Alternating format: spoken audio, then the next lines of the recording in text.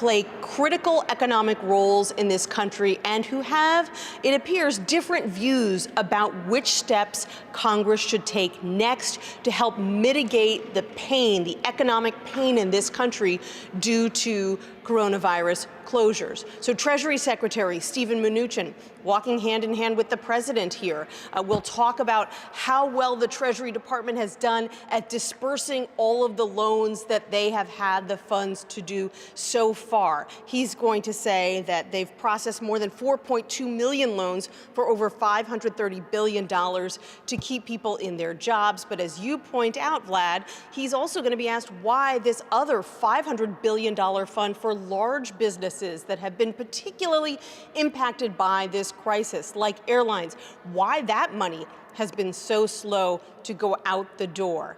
Then you're going to have the Fed chair, Jerome Powell, who has really gone in a different direction than the president here. He has been saying that Congress needs to act right away to pass another huge stimulus package if it wants to save the economy. The president has kind of been more cautious on that front, along with most Senate Republicans who are going to be in this committee today, saying, let's wait and see. Let's figure out what the needs are. We don't want to add to the debt if we don't have to. But what Powell has been arguing, and it has really kind of frustrated the president, Powell has been arguing that if Congress doesn't act, then the pain caused by additional debt is really going to pale in comparison to the long-term pain caused by the destruction of the economy. So it's really going to be interesting to watch the back and forth here as Democrats push for a huge new stimulus package and Republicans pump on the brakes. And in fact, Chairman Powell did a rare interview with Scott Pelley for 60 Minutes, and Scott asked him about the future of the economy. Let's play some of that sound. Can there be a recovery without a reasonably effective vaccine? Assuming there's not a second wave of the coronavirus, I think you'll see the economy recover steadily through the second half of this year.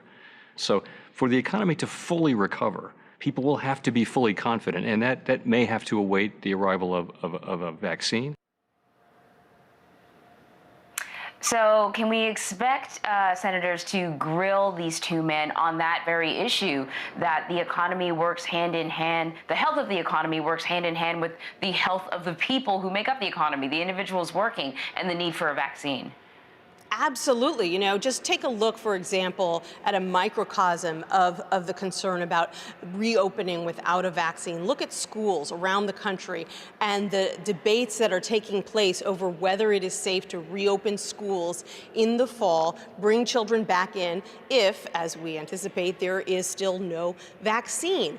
What do you do instead to make those children, those parents feel safe? Well, that's the debate that's going on all across the economy, and I don't think you'll get any disagreement from Mnuchin and Powell on that front, that people are going to be nervous, that the economy is not going to be back up to full speed by the fall, though they are going to argue that they will start to see some recovery in the third and fourth quarters of this year. Now, does that mean that we'll be back where we started? No. In fact, there are some predictions that in New York, for example, it'll take 4 years to get back to the level of employment that they had before the lockdowns started. So this is a long-term problem, and what you're going to see today are senators from two different sides with very different views on how to tackle that long-term problem, and pushing these two leaders really for the first time, kind of, trying to see if there's a wedge there between them and the president and Republicans. And, you've seen what happens when the president and some of his advisors end up on the opposite sides of an issue. It isn't fun for the advisor or the top official. So we'll see how they try to sort of circle that square when it comes to areas of divergence with this president. All right, Nancy, I've got to ask you about congressional reaction to President Trump's claims that he's been taking hydroxychloroquine. House Speaker Nancy Pelosi was asked about this last night during an interview. Let's hear some of her response. As far as the president is concerned, he's our president, and I would rather he not be taking something that has not been approved by the scientists, especially in his age group and in his, shall we say, weight group, what is morbidly obese, they say. So I think it's not a good idea. So that's the House Speaker. Nancy, what else are you hearing? Well, that certainly was a comment that seemed designed to get under the president's skin. Everyone's awaiting his tweets to see if he reacts. Certainly got all of Washington talking about it, but more broadly, setting the morbidly obese part of her comment aside, yes, there are concerns here on Capitol Hill, and we've heard them voiced by several lawmakers now, that the president is basically touting a drug that has not been shown to be very effective in the treatment of coronavirus, and in some cases has been shown to be harmful, especially when taken not under the watchful eye of a physician, but beyond that has not been shown at all to work in a prophylactic capacity. It doesn't prevent you from getting coronavirus. So they're worried that it sends the wrong message to Americans around the country about what they should be doing to stay healthy and safe. And beyond that, there was a great deal of confusion about this letter. Around the time that Speaker Pelosi was speaking, the president's doctor released a letter with a lot of words in it, but no real clarity on whether he had actually agreed to let the president take hydroxychloroquine and whether the president is taking it now. So it took several more calls to the White House to really get it straightened out that the president is indeed taking hydroxychloroquine, something that medical officials, even some of his own top medical advisors, have been very wary about advising to the rest of the country. All right, Nancy Cordes, thank you so much. You're welcome. All right, we want to bring in CBSN political contributor Molly Huber now to talk a little bit more about this upcoming hearing. So, listen, Molly, we said sort of at the top of the, half hour, that there's a significant amount of the money that had been set aside that still hasn't been distributed yet to assist businesses as they get over this hump.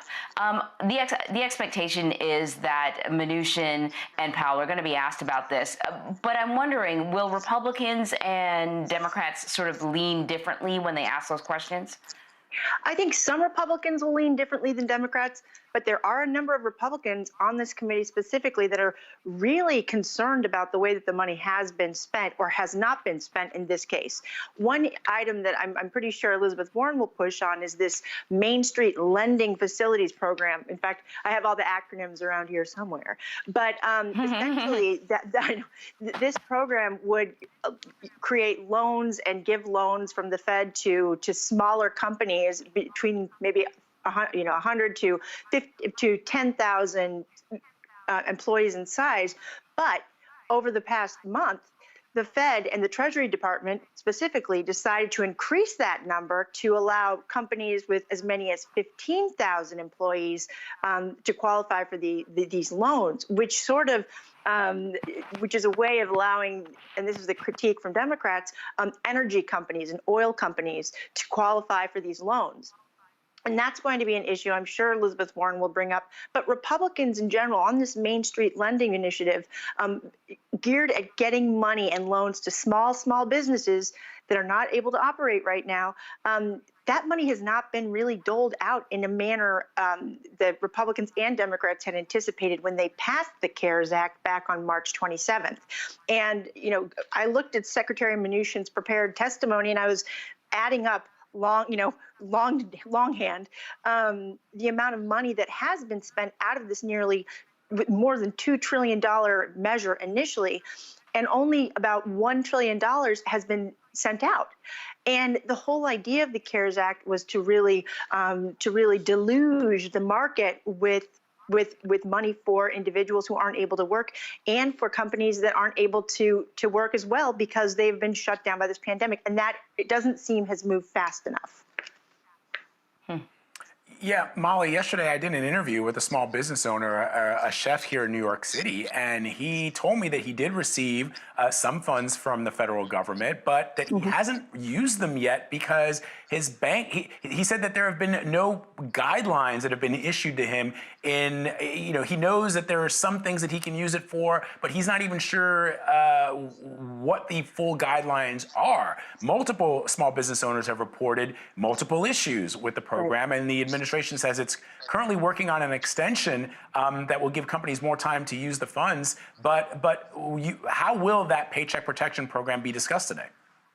Well, Vlad, that's a very important point, and it goes back to the Paycheck Protection Program as well as this Main Street Lending Initiative, because again, businesses have not received a lot of guidance on how to use these funds. And when you have somebody like Tim Scott, a Republican, South Carolina, on this committee, it's an issue that he's hearing about in South Carolina, and an issue that other Republicans like Pat Toomey, who is also on the Congressional Oversight Committee, really are zooming in on, because these are issues that these senators are hearing directly from their constituents, and they need answers.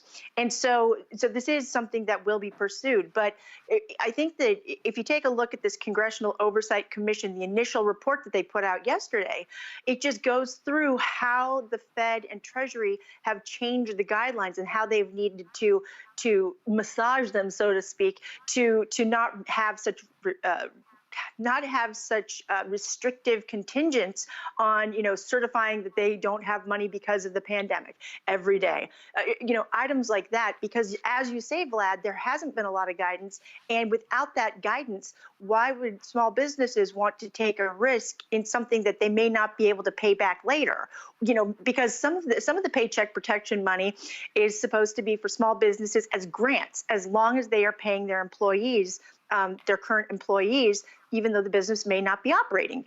But again, how does that work with the employees that have furloughed and they're going to be rehired? There are a lot of questions, and that's something that both parties, I believe, will be asking about. So throughout this whole pandemic, the Wall Street has been on this wild ride, and at times it seems almost disconnected from what's happening, in Main Street. Vlad and I will report on these outrageous unemployment numbers, and then the stock market will be up. And the president certainly has voiced his desire for the Federal Reserve to do more. The Federal Reserve has said, hey, we only have so many tools in our toolbox. Do you expect that Jerome Powell is going to be questioned about that, about the steps that the Fed has taken thus far to help stabilize things, and whether or not the Federal Reserve is doing enough? Well, absolutely. And this is part of that Main Street Lending Initiative. There are a number of other initiatives that the Fed now has as a tool to use in sort of these extraordinary circumstances, whereby they actually back banks, and they essentially lend money to banks in order to get the money out to smaller businesses.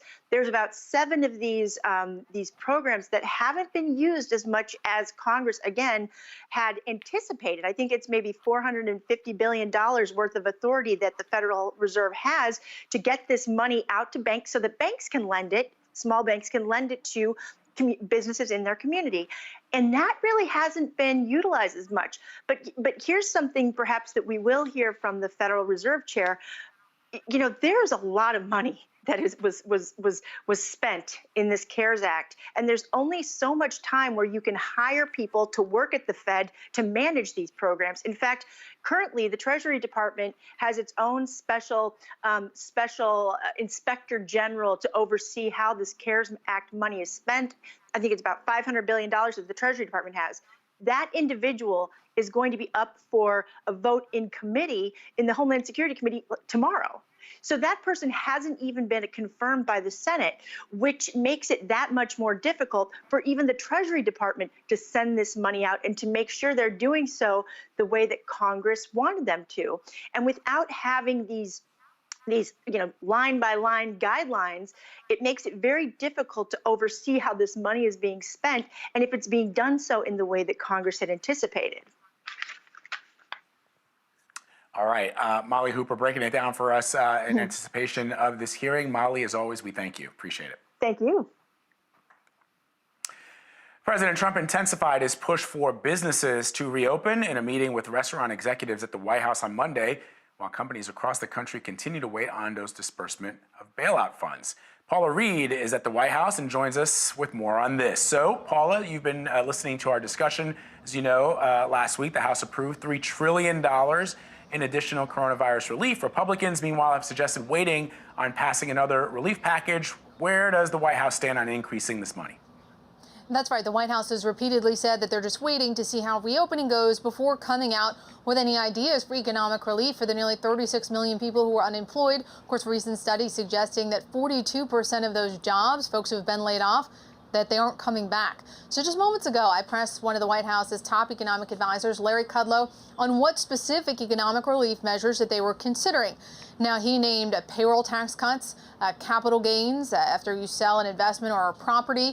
That would really only benefit you if you have investments or property. He also mentioned a possible relief for restaurateurs. So I followed up and asked specifically, what kind of relief are you offering for low-income Americans? Because a payroll tax cut only helps you if you have a job, right? Now, those are the taxes paid by employers and employees. Capital gains, as I noted, you pay that after you receive money from selling off a property or investment, and giving money to restaurateurs, but not their workers. Again, it seems that they're focused on sort of the upper end of the income spectrum and helping them with relief, when in fact it's been the lower socioeconomic folks who have been more aggressively impacted by coronavirus. And Vlad, I was pretty surprised. Larry Kudlow really didn't seem to have any specific measures, any specific policy ideas to help lower income Americans. He seemed to infer that these policies that help sort of more elite people would sort of trickle down to help other folks. And so far, it just does not appear they have a plan to address these 36 million Americans who are unemployed and those whose jobs may not come back.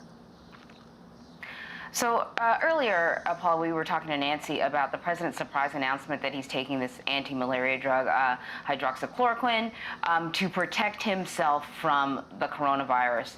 Everyone knows he's been sort of touting this drug for a while now. There are no studies to indicate that the drug is helpful once you have the illness, and there are definitely no studies indicating that it can prevent you from getting the coronavirus. Do we know anything about how the president came to this decision and why he's taking the drug? Well, Anne-Marie, as you noted, the president has embraced this drug publicly, and as a result, it has become a political flashpoint. Now, scientists continue to study it, but as of now, as you noted, there is no evidence that it will protect you, and there is an FDA warning for folks who actually have COVID that there could be some symptoms that could potentially even be deadly.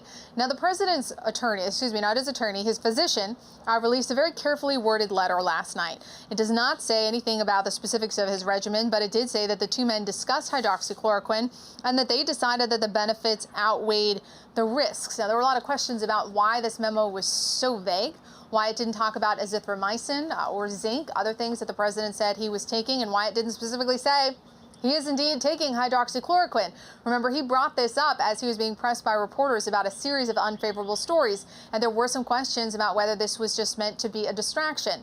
A short time ago, the press secretary here at the White House, she came out and she confirmed that the president is indeed taking this. We pressed her on why so many of the statements so far coming out of the White House had been vague, why no one had been able to come out and just outright confirm the president's statements. She just said that the physician's memo, the White House physician's memo, was just meant to concur on the analysis and show that the doctor agreed with the analysis for the president to take this controversial drug. So, Paula, are you hearing, and I saw that the letter that was released, and you pointed out in an email to the correspondents and to our editorial staff that it did not indicate that that doctor had prescribed hydroxychloroquine, and many other doctors have said, look, that would be, prescribing a drug like that for the purposes of which the president says he is taking it would not be ideal. And so I'm wondering, are you hearing that there are other preventative practices that the president or others around him are taking? Well, the ones that we can see most easily, right, are personal protective equipment or social distancing. We see the president still does not engage in those. He does not wear a mask. He does not consistently social distance.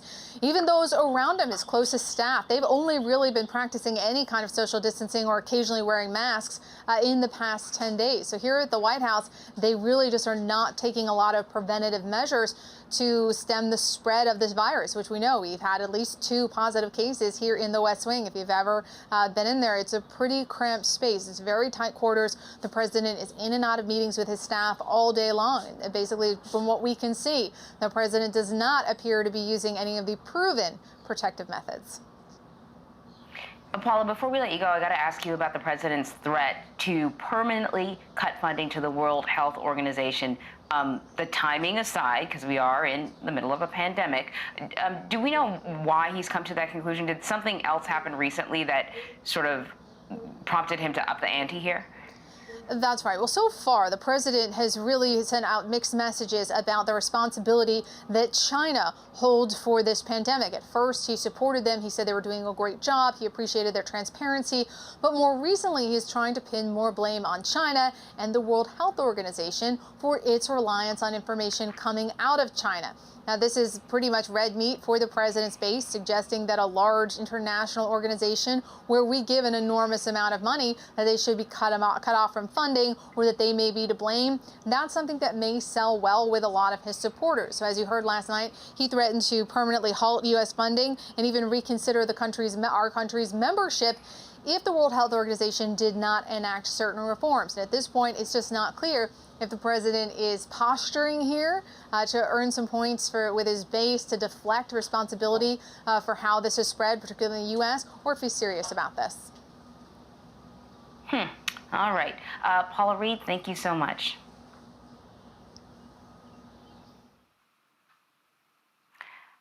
So as Fed Chair Jerome Powell prepares to face lawmakers today, he's exploring sort of the further action that the Fed can take to help the American economy. As we told you earlier, he spoke to Scott Pelley for 60 Minutes, and he talked about interest rates. In the early days of the crisis in this boardroom, you and the committee lowered interest rates essentially to zero. Would you lower them further into negative territory, which the president has suggested is a good idea? Around this table during the last crisis and during the recovery, we looked at negative interest rates, and it's something we decided not to do. We used other tools instead. And those tools involved forward guidance about the federal funds rate and also lots of asset purchases, or quantitative easing, as it's often referred to.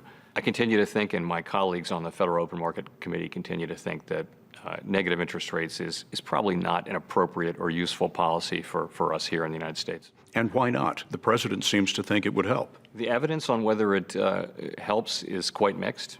The issue is people would be depositing money in the bank, and that money would be shrinking. They'd be paying interest to put their money in the bank. So it's not a particularly popular policy, as you can imagine.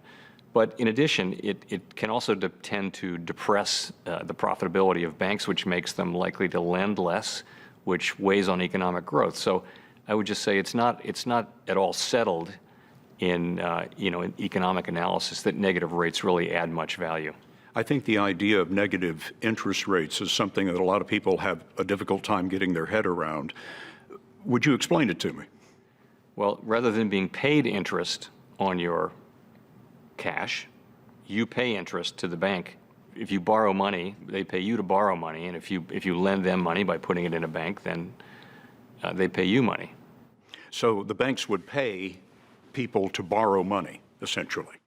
Yes. And that would conceivably cause more business and commerce to happen. It would, but this has been tried. We have negative policy rates in many countries around the world as a result of the financial crisis, and there's no clear finding that it actually does support economic activity on net, and it introduces distortions into the financial system, which I think offset that. So, there are plenty of people who think negative interest rates are a good policy, but we don't really think so at the Federal Reserve, and I think it's an area of real uncertainty in the central banking world.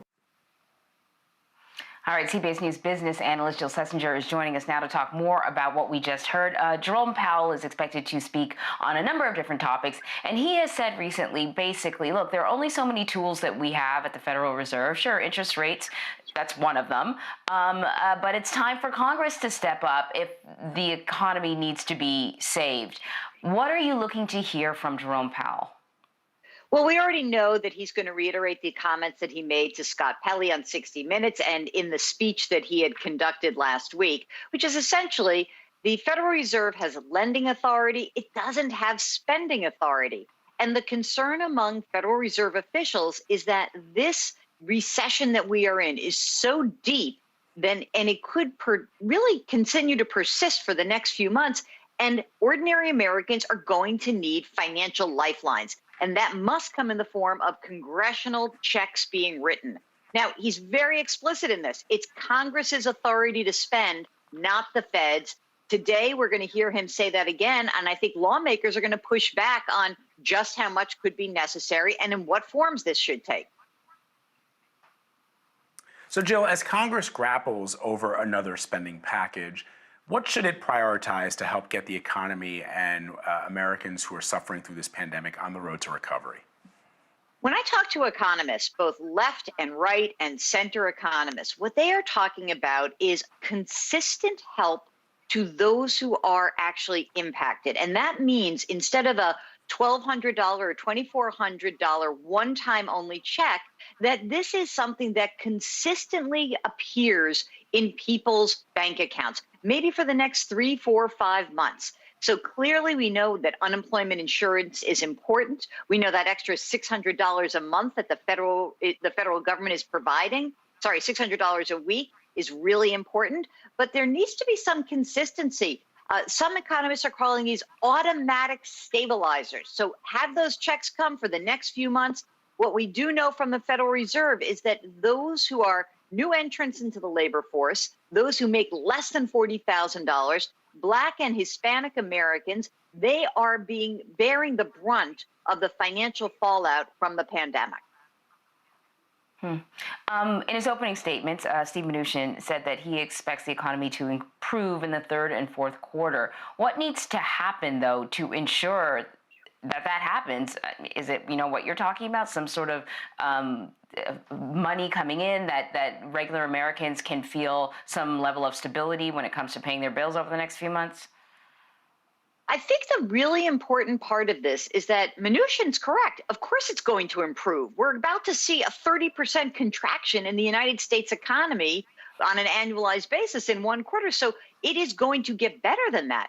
How long it takes to get to the pre-pandemic level is really unknown. And I think what really is important here is that what you mentioned, that consistency, that's important. And also the idea that if we don't get ahead of this, if the economy can't steady, we are likely to lose some of these people from the labor force.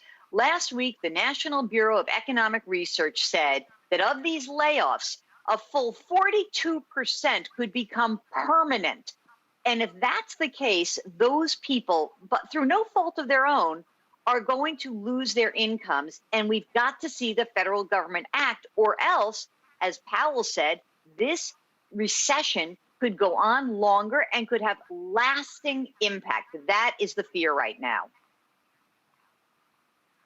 All right, Jill Schlesinger, always great to talk to you, Jill. Thank you very much. We appreciate it.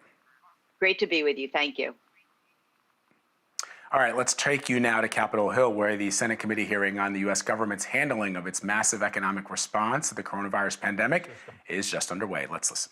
A large portion of this funding is authorized under Title IV of the CARES Act, which provides significant resources for loans, loan guarantees, and other investments from Treasury and the Federal Reserve's 13(3) emergency lending facilities and programs in support of eligible businesses, states, municipalities, and tribes.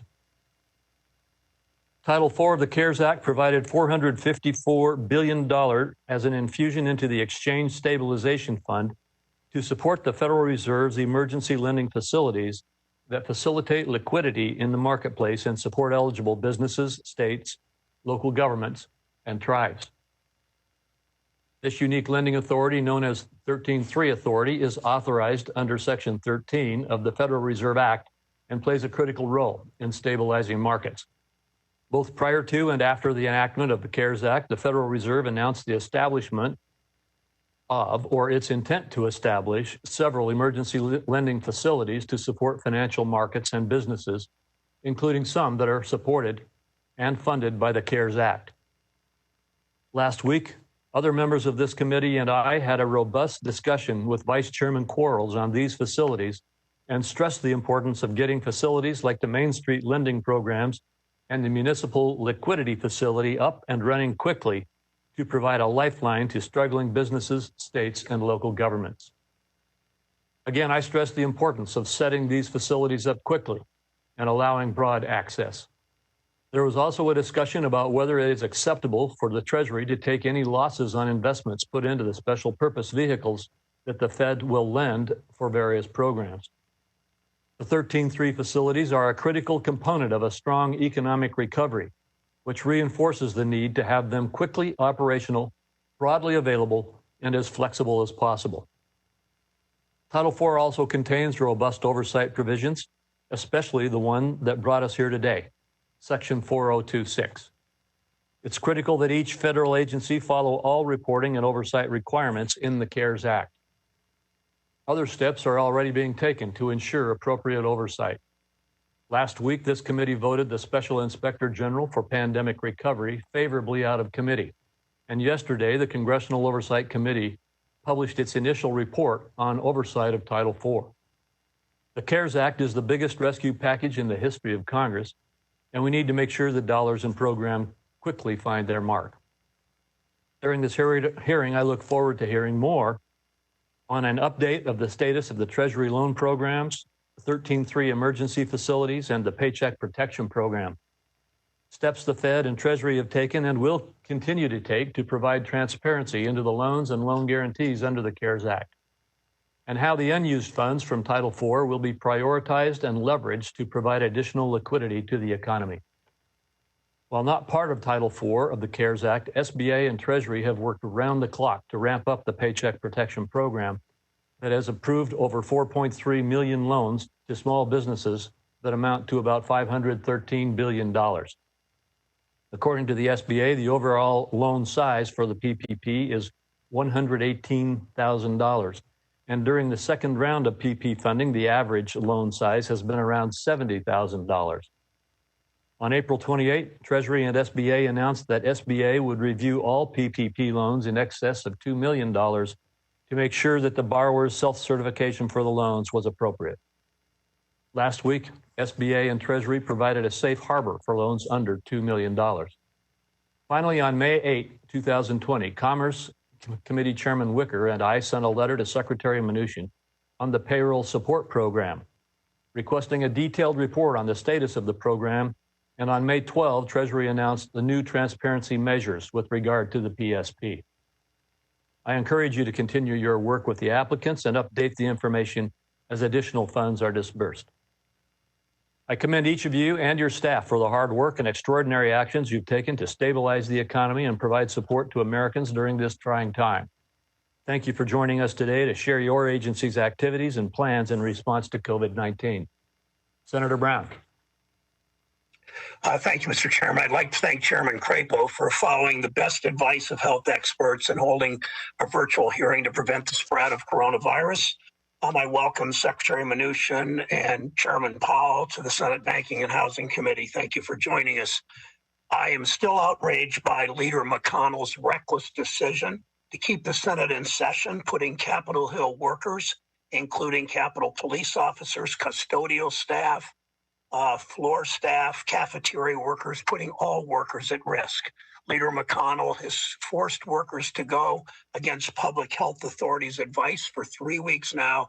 He still has no plan to get additional help for families and communities. The House passed a bill that incorporates many of our plans. The American people are rising to the challenge. Their leaders are failing them. Leader McConnell says he sees no urgency. Those are his words, no urgency. Before we begin, I'd like to pause for a moment to recognize all the workers who have lost their lives on the job during this pandemic.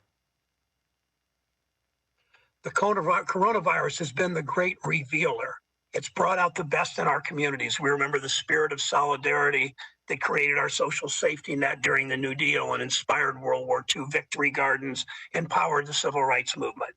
Today, that spirit of solidarity reveals itself in hand-sewn masks and fire escape applause for hospital workers and video conference play dates as millions of individual Americans pull together to do their part to flatten the curve. But this pandemic also lays bare how corporations that now claim their workers are essential have for too long treated them as more of a cost to be minimized.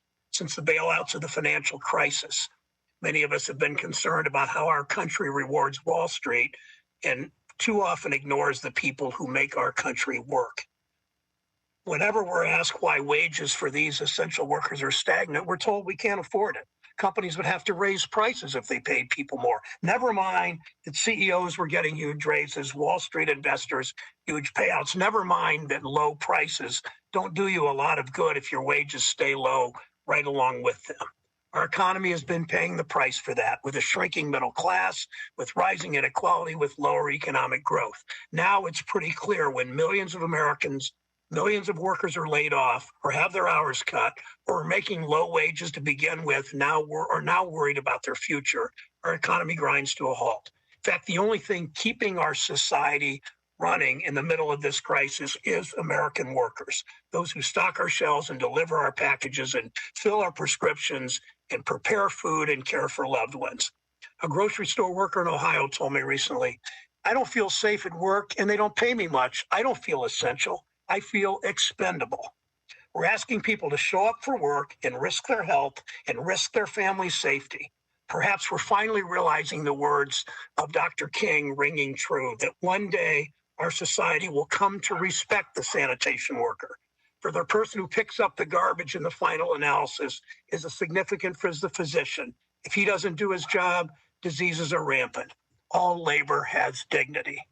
Yes, all labor has dignity. You might think that at a time when we're demanding more from essential workers than ever before, that people who punch a clock or swipe a badge, people who take care of our families and our elderly, mostly women, often black and brown workers, you might think they'd all be getting a huge raise. Our economy is supposed to reward people whose talents are in high demand. That's what we're taught. That's what CEOs tell us, right? But that's not happening. Workers are getting left behind again. As essential workers go home to their families, think about this. After a long, stressful day, they're wondering how they're going to pay their rent. They're wondering how they're going to afford another week of groceries.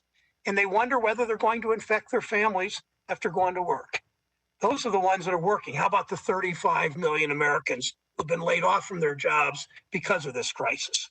When we passed the CARES Act, we tried to address this. We tried to make sure that the trillions of dollars in spending wouldn't just go to Wall Street like it usually does. We wanted to make sure the Fed and the Treasury got this money directly into workers' pockets. We didn't want to see it to go to gas and oil companies whose activities, frankly, pose an existential threat to essential workers in our whole economy. Chairman Powell, I appreciate your recent comments about how Congress needs to do more to put money directly in workers' pockets. I agree, of course, with that. If Congress does not act now to put money in the hands of people who actually power our economy, in workers, their families, in Main Street businesses, in struggling communities, we risk making the economic crisis worse. Leader McConnell needs to let the Senate take up the House bill immediately. Debate it, negotiate it, argue with us, fight over it, but do something. Congress has an important responsibility also to make sure the $500 billion we've already approved for the Fed and Treasury is actually getting to workers. And from what we know so far, it does not appear that this administration or the Federal Reserve are making workers their priority. Today, I look forward to hearing from both of you, Mr. Secretary and Chair Powell, not only about what you're doing for big banks or big corporations, we already know that, and how you expect the money to trickle down, but how you're making sure the money and the authority Congress gave you actually help the people who make this country work. I want to hear how it's going to be different this time. I want you to explain what you will do to transform our economy so that it works for everyone, not just the wealthy and the powerful. I want to hear about your plans to make our economy work for essential workers now and in the future, and how to safely get those who have lost their jobs back to work. Thank you, Mr. Chairman. Thank you, Senator Brown. We'll now move to the testimony. Secretary Mnuchin and Chairman Powell, your full written statements will be made a part of the record. We will now go to your Oral testimony, we'll start with you, Secretary Mnuchin. Thank you, Chairman Crapo, Ranking Member Brown, and members of the committee. Thank you for this opportunity to highlight how the Department of Treasury and the Federal Reserve are working together to provide liquidity to the financial system. Our programs support the flow of much-needed credit to American workers, families, business, states, and municipalities.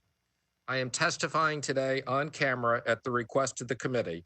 I look forward to testifying in person going forward in a safe way with proper social distancing according to medical guidelines. I want to begin by acknowledging the unprecedented challenges the American people are experiencing due to the COVID-19 pandemic. This disease is impacting families and communities across the nation. Through no fault of their own, the American people are also enduring economic challenges. I'm inspired by our nation's medical professionals and first responders on the front lines taking care of our fellow citizens. Thanks to their efforts and unwavering commitment to their communities, I am confident that our nation will emerge from this pandemic stronger than ever before. President Trump and the entire administration are committing necessary relief to help people get through this time. The Treasury Department is working hard to implement the CARES Act.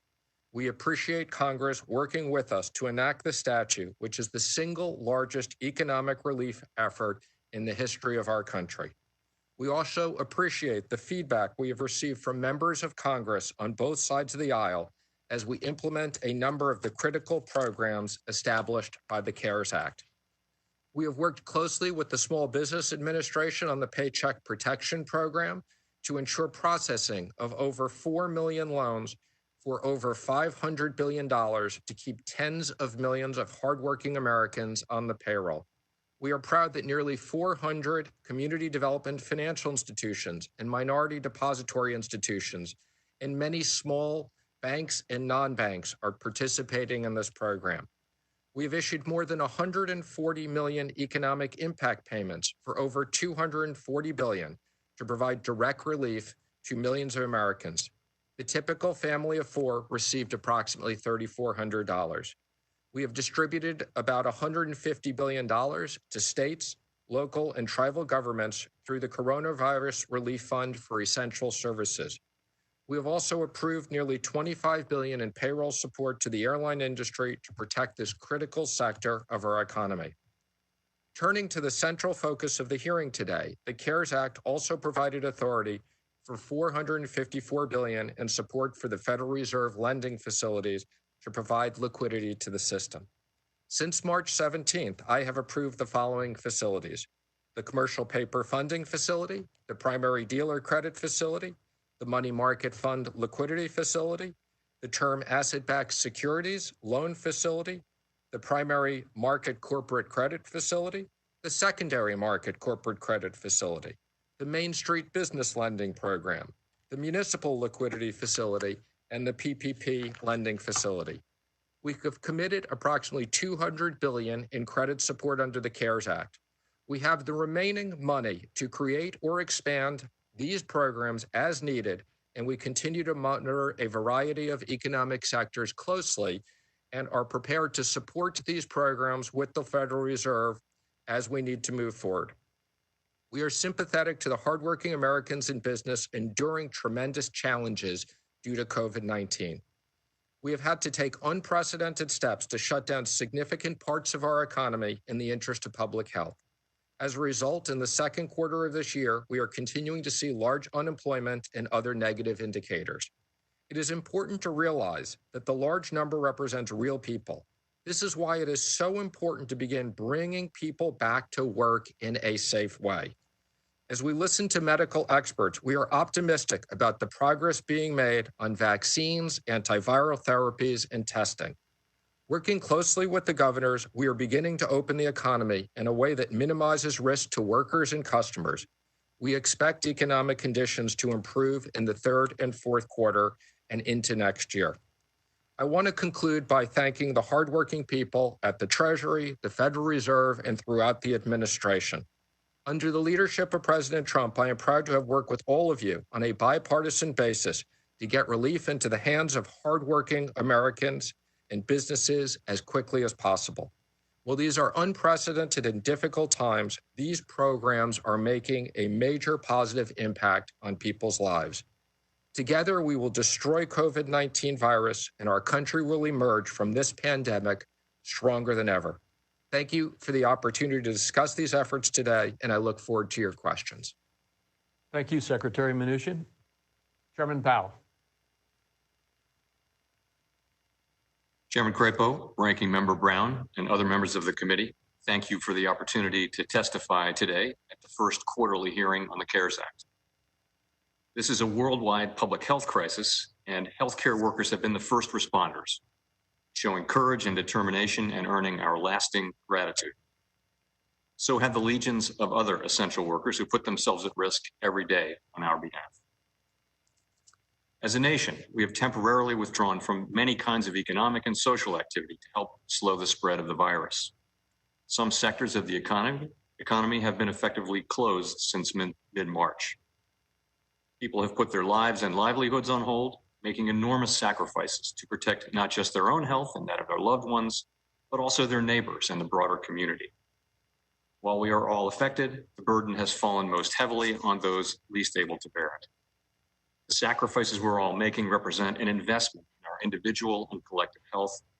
As policymakers, we should continue to do what we can to help cushion the blow. The scope and speed of this downturn are without modern precedent significantly worse than any recession since World War II. We're seeing a severe decline in economic activity and employment, and already the job gains from the last decade have been reversed. Well, more than 20 million people have lost their jobs, and recent Fed research shows that what others have also found, that people earning less are the ones being hardest hit.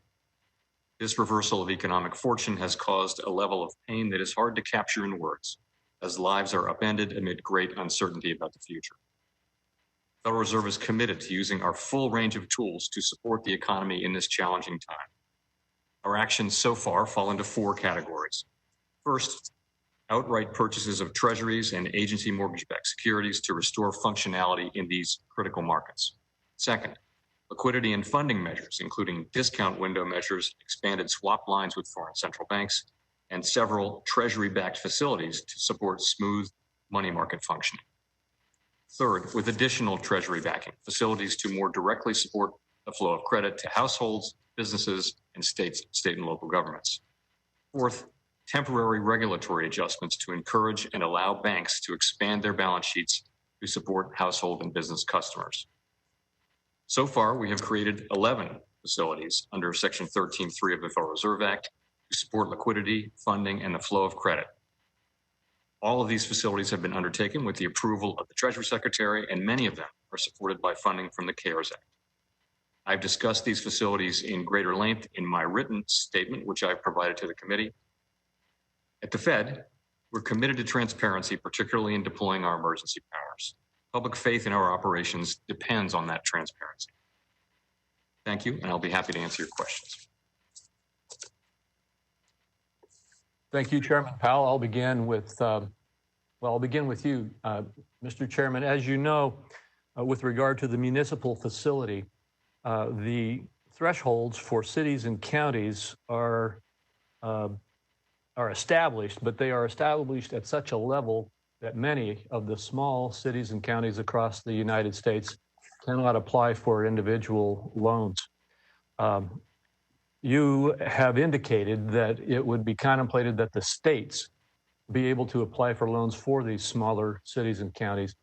And there's a lot of concern out there about this. I'd like to ask you to clarify that it is intended that these dollars do reach these small cities and counties, and tell us the process by which that can be accomplished. Thank you, Mr. Chairman. We, as you've seen, we've been gradually expanding the scope of potential borrowers in this world. And there are 50,000 entities capable of borrowing, so we need to draw some lines to be able to handle this. But in the first instance, we've said that we will always be willing to lend to a state and allow it to with the purpose of downstreaming to counties, cities, other subdivisions of governmental authority within that state. So that's one thing. We also lowered the size of the city. I would tell you we're continuing to look at ways to accommodate further borrowings, including perhaps in the case of states with relatively low populations where the only borrower with access may be the state government itself. We're looking at ways to make sure that in those states that we address the needs of potentially another borrower or two, and that's something we'll be working on going forward. Well, thank you very much. And Secretary Mnuchin, to you, with regard to the 13.3 facilities, the CARES Act appropriates, if I recall correctly, $500 billion to be utilized through the Exchange Stabilization Fund to help facilitate the implementation of these Section 13.3 facilities by the Federal Reserve. Most of that has not yet played out, correctly? Am I correct? So there's of the $500 billion, approximately $50 billion was in direct lending programs from the Treasury, and $450 billion was available for the 13.3 facilities. I've allocated about half of that, and let me be clear, I am prepared to allocate the rest of that. The only reason I have not allocated it fully is we are just starting to get these facilities up and running.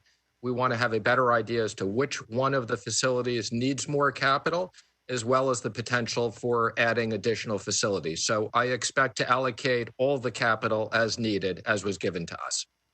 And so that the listening public can be clear about this, the way these facilities work is once the money is allocated, as you've just indicated, to a particular facility, and the Fed implements that facility, then that money can actually be leveraged into much greater amounts of liquidity for whatever market or situation that is addressed, correctly?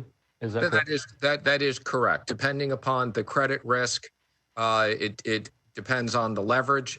We've allocated with the existing capital up to about $2.3 trillion in existing facilities. And Mr. Chairman, let me just make a comment, because I know there's been a lot of questions as to whether the Treasury is willing to take risk with that. I would say the answer is absolutely yes. The way these facilities work is in the facilities that don't have any credit risk, such as the PPP, I approve those without capital allocated. By definition, any facility that the Fed believes puts them at risk, I do put up capital. So by definition, that capital is at risk, and we are fully prepared to take losses in certain scenarios on that capital. Well, thank you. And I have just about 50 seconds left, and I want to stay with the time. But there have been some allegations that just big companies are being benefited by these facilities. Could you quickly address that, Secretary Mnuchin? Well, let me just comment. The announcement of the corporate bond facility without putting up $1 of taxpayer money unlocked the entire primary and secondary market for corporate bonds. So companies such as Boeing that I had expected would need to borrow from us on a direct basis were able to borrow $25 billion in the primary markets. So I would say in the best case scenario, the markets open up and we don't need to use these facilities. In the case of Main Street facility and the municipal facility, which we expect both to be up and running by the end of the month, we expect these to have a big impact on both those markets. Thank you very much. Senator Brown. The workers who have kept our country running during this public health emergency, the essential workers that we all pay lip service at least to, are often the lowest paid workers in our economy. They're usually women. They're disproportionately Black and brown workers. Too often they don't have a union. They're low-wage workers who do the laundry at hospitals, who prepare our food. They put their lives on the line to keep our country running. They're still worried about paying the bills, staying afloat, and staying healthy. Ms. Secretary, do you think that's fair? Mr. Senator, I apologize due to the technical issues. I didn't hear the beginning of your question. So I heard you think that's fair, but I didn't hear the question. The people who are we call the essential workers, and we call out and thank, those essential workers are often the lowest paid workers. They do the laundry, they're the custodians, the security people. They prepare our food, they put their lives on the line for very low wages, and they're still worried about paying the bills. Is that fair?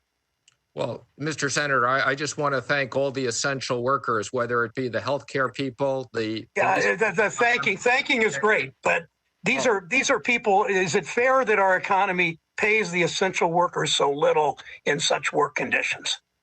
Mr. Senator, some of those people are paid less than others.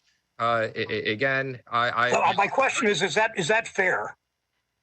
Again, Mr. Senator, I don't know what specific workers you're referring to. I can lay them all out. I'll try the chairman of the Federal Reserve. Mr. Chairman, is it fair that those workers who are exposing themselves to this virus, that are making low wages, we call them essential by all of our definitions? Is that fair?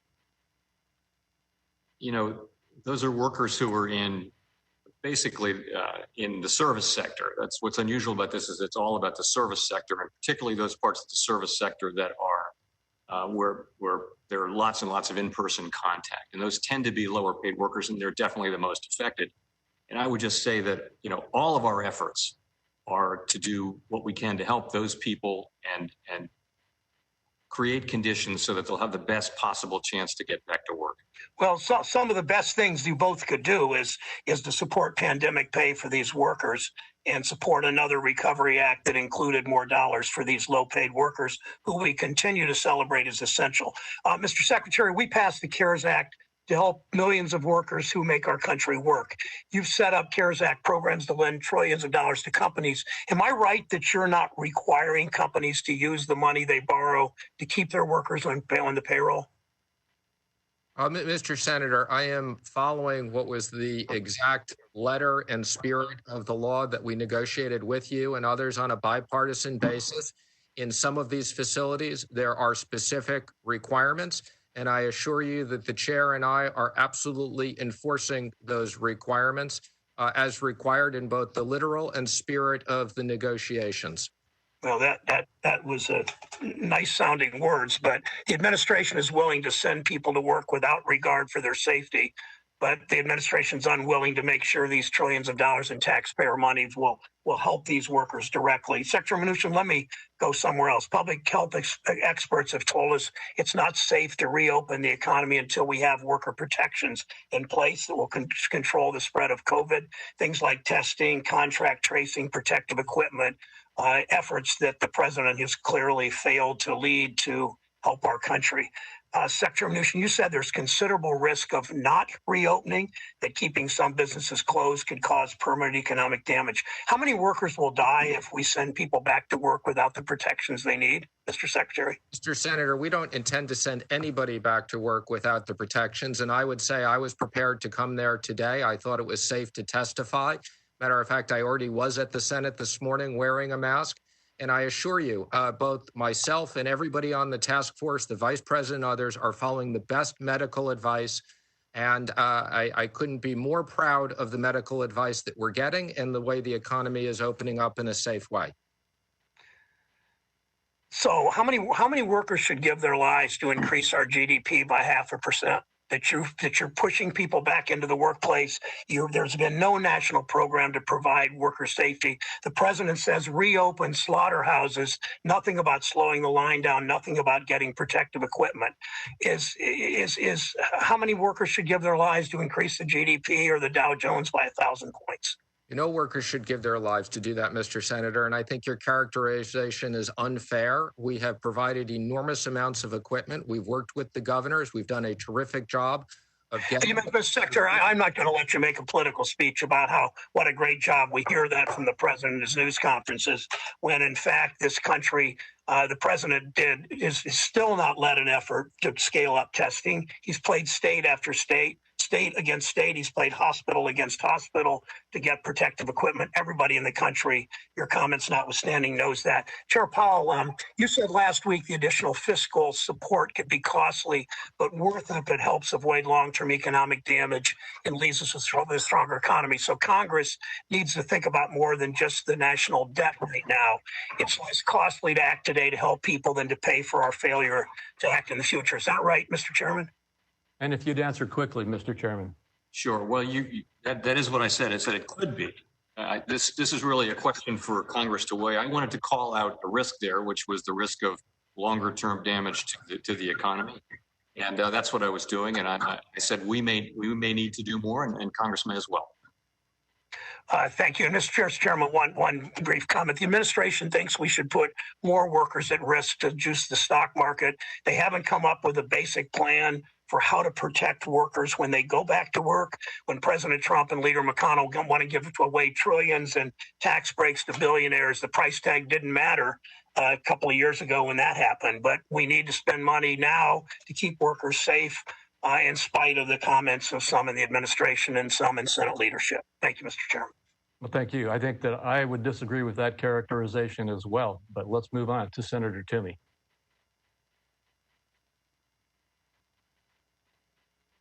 Mr. Chairman, thanks for joining us this way. I just want to follow up on this discussion about additional spending and remind everybody, while we authorize something on the scale of $3 trillion to round things off of direct spending and lending, and then authorize the Fed to complement that with another roughly $3 trillion, that could be $6 trillion. That's like 30% of our entire annual economic output. And in fact, actually, more than half of it has not yet been spent or lent. So I think you can make a pretty strong case that before we rush out and do another spending bill, we actually let some of this stuff go to work and understand the consequences of what we've already done. I appreciate the chairman observing that his comment, while I think it was often mischaracterized as calling on Congress to pass a new bill, in fact, it was much more nuanced than that, and it acknowledged, among other things, the potential cost of new spending. The comment that you made at the Peterson Institute, Mr. Chairman, do you still stand by that comment? I do.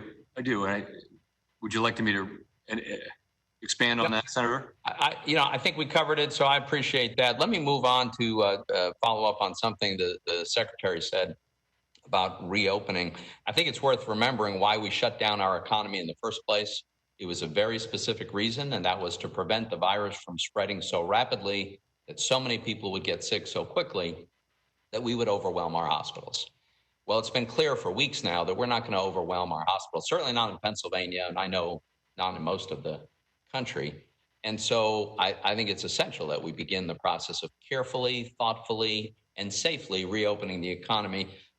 Secretary Mnuchin, the longer that we continue a shutdown, when weeks turn into months, doesn't that necessarily increase the risk that some businesses will fail, some jobs won't be there to go back to if a lockdown and a shutdown continues indefinitely? That's absolutely the case, Mr. Senator. There is the risk of permanent damage. And as I've said before, we're conscious of the health issues, and we want to do this in a balanced and safe way. Thank you. So for either of you on this one, I want to talk a little bit about the Main Street programs. First, give us your best estimate of when we can expect borrowers to actually be able to access funds from these programs. I'll go ahead. So on Main Street and frankly on all of the other facilities, we expect all of them to be stood up and ready to go by the end of this month. I don't say that it won't be a day or two into June, but that's our expectation, and the funds should be flowing directly after that. And very briefly, would it be possible to characterize the remaining hurdles you've got to get over in order to start actually being operational? Sure. So it's all of them are complex and challenging. Main Street is in a class by itself, really.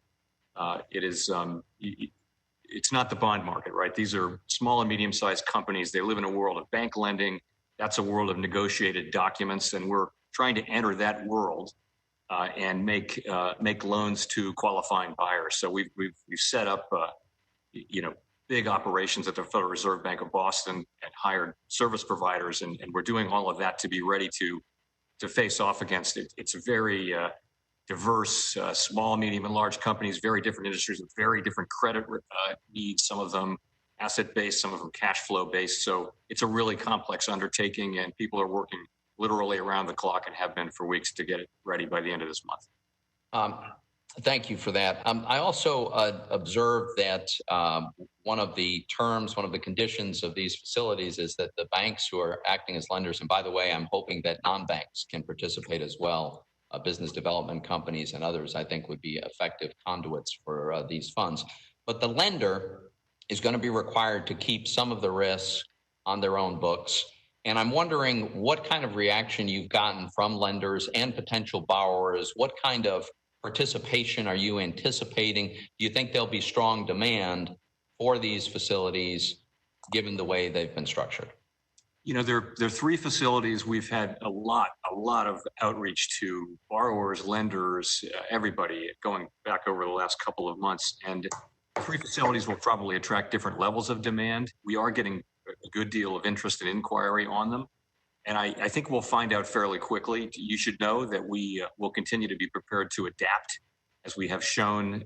If the uptake is not what we would hope, then we'll be prepared to go after that and try to find ways to address the needs of this area of the economy. All right. Thank you very much. Thanks, Mr. Chairman. Thank you. Senator Reid. Chairman Powell, thank you for your great leadership. And I think you recognize that state and local governments are absolutely critical to our response to COVID, but also to our economy. It's been estimated, for example, that there are 20 million jobs in state and local government, that they contribute, state and local governments, 8.5% to national GDP. And we all know they're facing dire economic circumstances, projected 10% budget losses this year, 25% next year. How likely will it be for us to have robust recovery if our states do not receive additional and flexible fiscal relief, not alone from the Fed, which increased their leverage, but fiscal grants to the states? How robust can our recovery be if this key sector is out of play? Senator, I don't want to get too into individual fiscal proposals. Those are really for you. You know, I've tried to stay at a fairly high level on this. I will just echo, though, that I think something like 13% of the workforce is in state and local government. A lot of the critical services that people rely on day to day are, provided at the state and local level. With balanced budget amendments, that means that balanced budget provisions in state constitutions. That means that when revenue goes down sharply, it can mean job cuts, it can mean service cuts. So those are all important things to consider in going forward. Well, thank you. Secretary Mnuchin, I just want to make a comment because I made this comment to you repeatedly. That is, I do believe that within the coronavirus relief fund that we passed, you do have the flexibility to provide support for the states when it comes to lost revenue. This lost revenue was not anticipated in their budgets, far from that. And second, it is directly related to the COVID virus. If you go to most states, it is directly related. So I would urge you to relook, as you've done at PPP, and you've tailored that several times, look back again and reconsider the ability to use flexibility in this coronavirus relief fund. So that's just a comment, Mr. Secretary. Let me return back to Chairman Powell. Chairman Powell, we know that unemployment is going to be something that will be with us for a while. It's about 15% now. I've seen estimates as high as 20 or 25% next year. And yet our unemployment insurance programs are keyed to a date. They will end at a certain time. Do you think it's important for us to have the confidence and give confidence to people that they can still receive funds like this, even if the date is surpassed, the economy is still in disarray, states are still looking at 10% unemployment rates? Don't they need that certainty? So we'd have to build in some type of test, not a date, but a test for unemployment compensation? Senator, again, that's a question about a specific fiscal policy, and that really falls to you. We try not to get into too many specifics. I will say, though, that the risk that I called out last week and that I've been concerned about and others have is that long periods of unemployment can really affect people's ability to go back to work because they lose their networks, they lose their skills, they lose contact with the job market. So I think anything that keeps people intact is probably hopefully in their job, but in the meantime, keep them out of insolvency and things like that. Should the expansion start later or take longer to get going. Those are appropriate things for you to look at. Thank you. Just a final point, Chairman Powell, that I think we're missing the boat once again. This is sort of like deja vu. I was here in 2008, 09, 10, and we leaped in to help the mortgage market with both feet, but we didn't help people avoid foreclosure. It seems to me that that's what we'll do again. Unless we have a fiscal program that provides resources to keep people in their homes, when they can't pay their rent, when they miss their mortgage payments, that'll put pressure on the mortgage community, and you and the Fed and the Treasury will rush to the help. Wall Street will get the help. Main Street will be left behind. There'll be, as there was in 08, 09, and 10, thousands and thousands of people without homes. And any economic recovery is going to be slowed by people in those conditions. So I would just ask whether you consider this fiscal response to the core problem. People can't pay their rent, they can't pay their mortgage, is probably the best response rather than filling in later. Well, I think you're right. It's foreclosure. Waves of foreclosures can undermine household finances, obviously, and or as a result, bad household finances are troubled. But of course, in this case, there has been some significant forbearance on that, and I think, that's again something to continue to consider. Thank you very much, Mr. Chairman. Thank you, Chairman Powell and Chairman Crapo. Thank you. Thank you, Senator Scott. Thank you, Mr. Chairman, and to the panel. Thank you all for being with us this morning.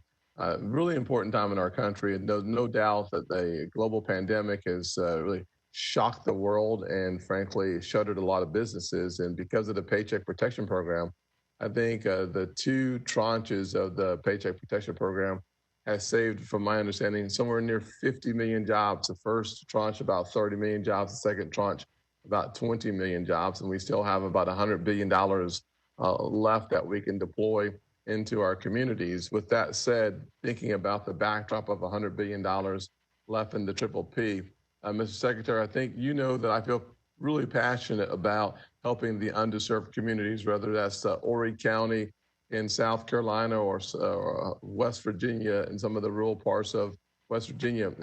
Very often, small and minority businesses are the lifeblood in those small rural communities. And frankly, we have the Minority Business Development Agency that has done a really good job of helping to deploy some of the resources from the PPP into those underserved communities. My question is, how can we use the MBDA or some other mechanism to get more of those resources in our rural communities, or frankly in our inner city communities, where perhaps the Paycheck Protection Program has been more intimidating for smaller businesses like barbershops and beauty salons, some of the rural gas stations that may not have the banking relationship that was necessary at the beginning of the program, or they're 1099, which means that basically they had to wait a week before they were able to get in the cycle. How can we help those organizations and agencies like the MBDA actually provide the marketing so that more people understand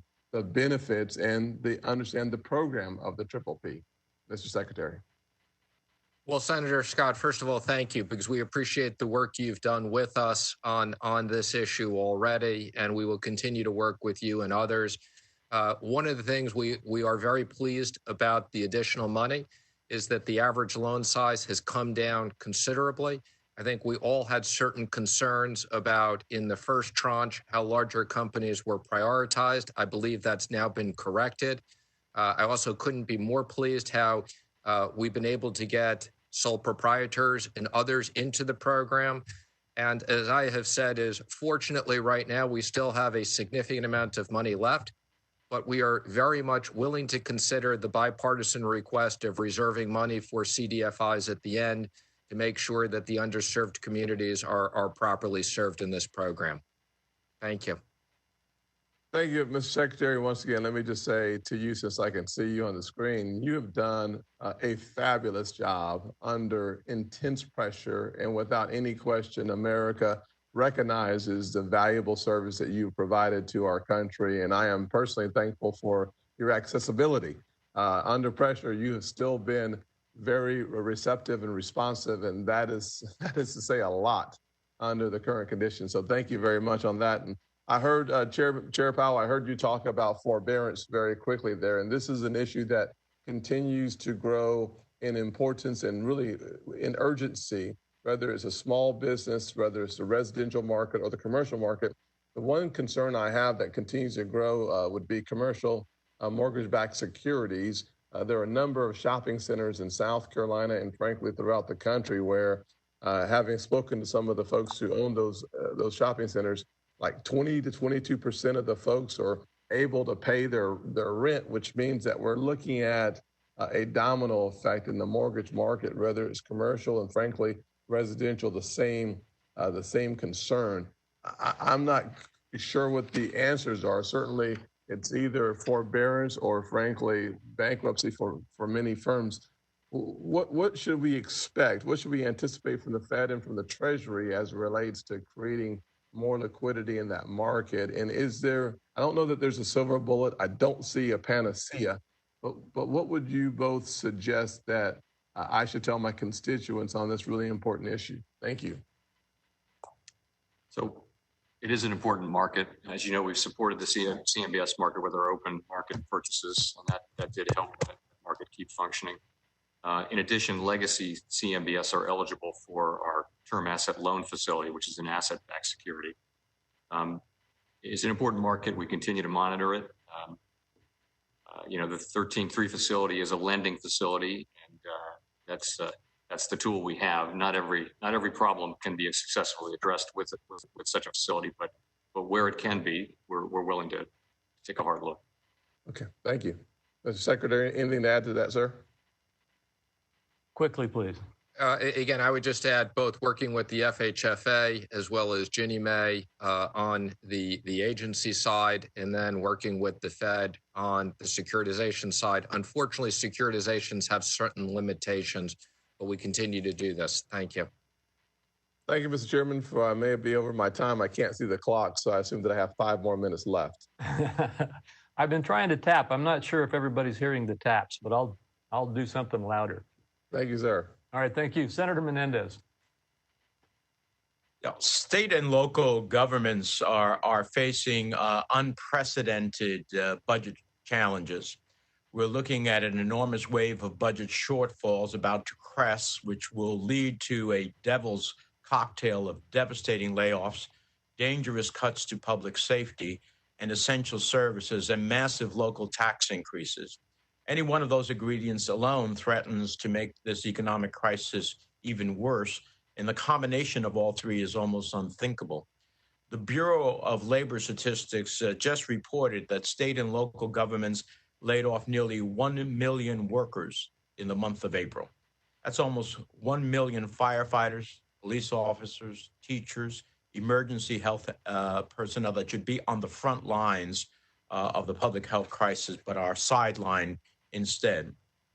So, Chairman Powell, let me just start by asking, do you agree that our economy will get worse if state and local governments are forced to lay off even more firefighters, police officers, teachers, and emergency health personnel?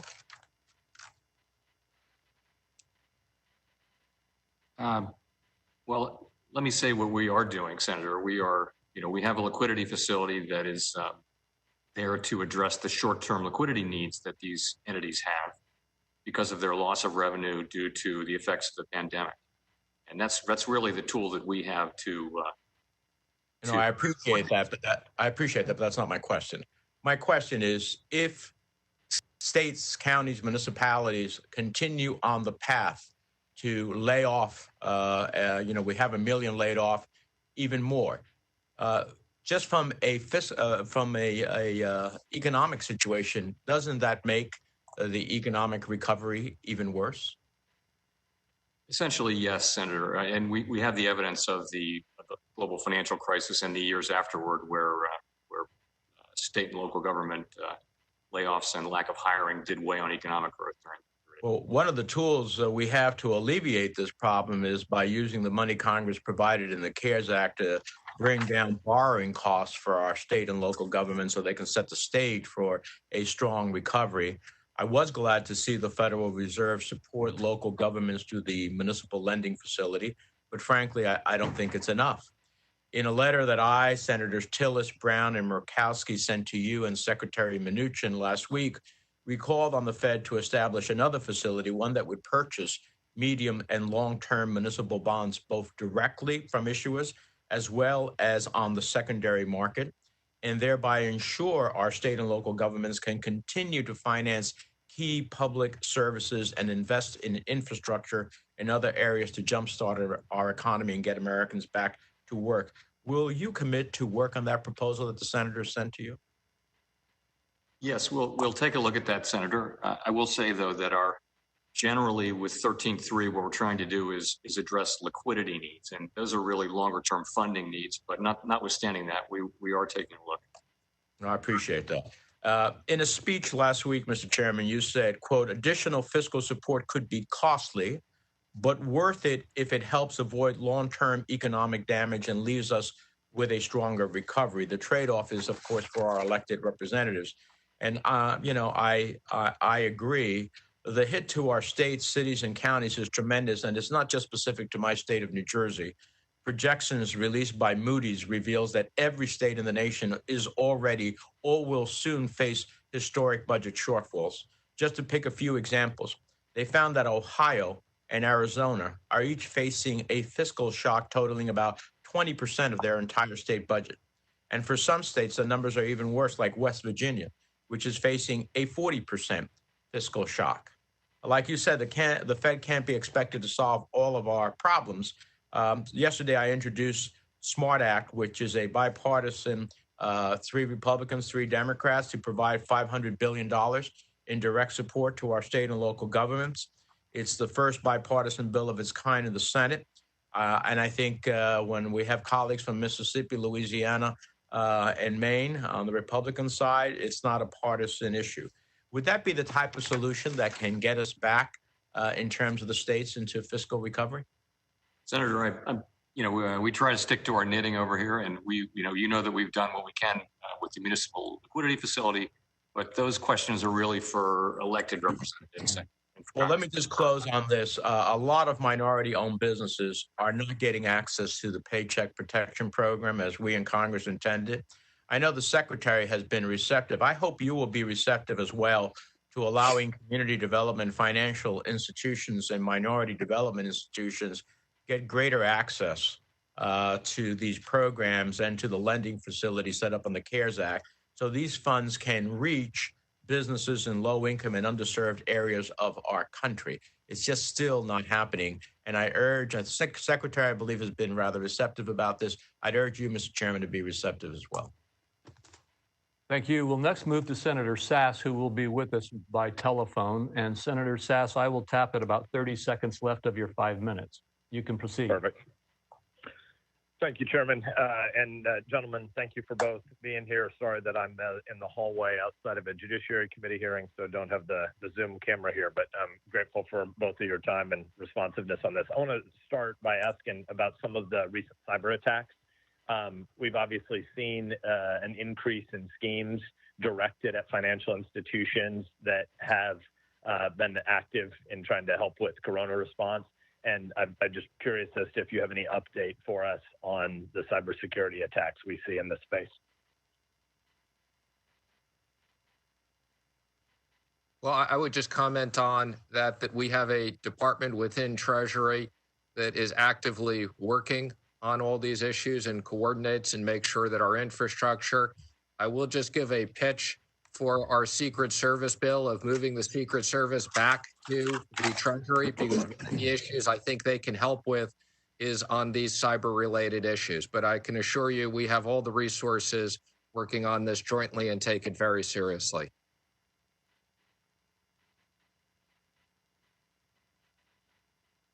Institutions that don't have the scale to have huge cyber defenses on their own.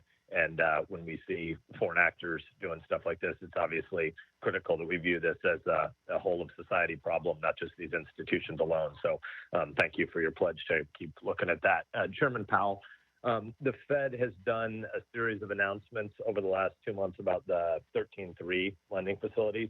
And in the announcement of April 9th, the Fed announced that the term asset-backed securities loan facility would be expanded to include commercial mortgage-backed securities, as well as static collateralized loan obligations.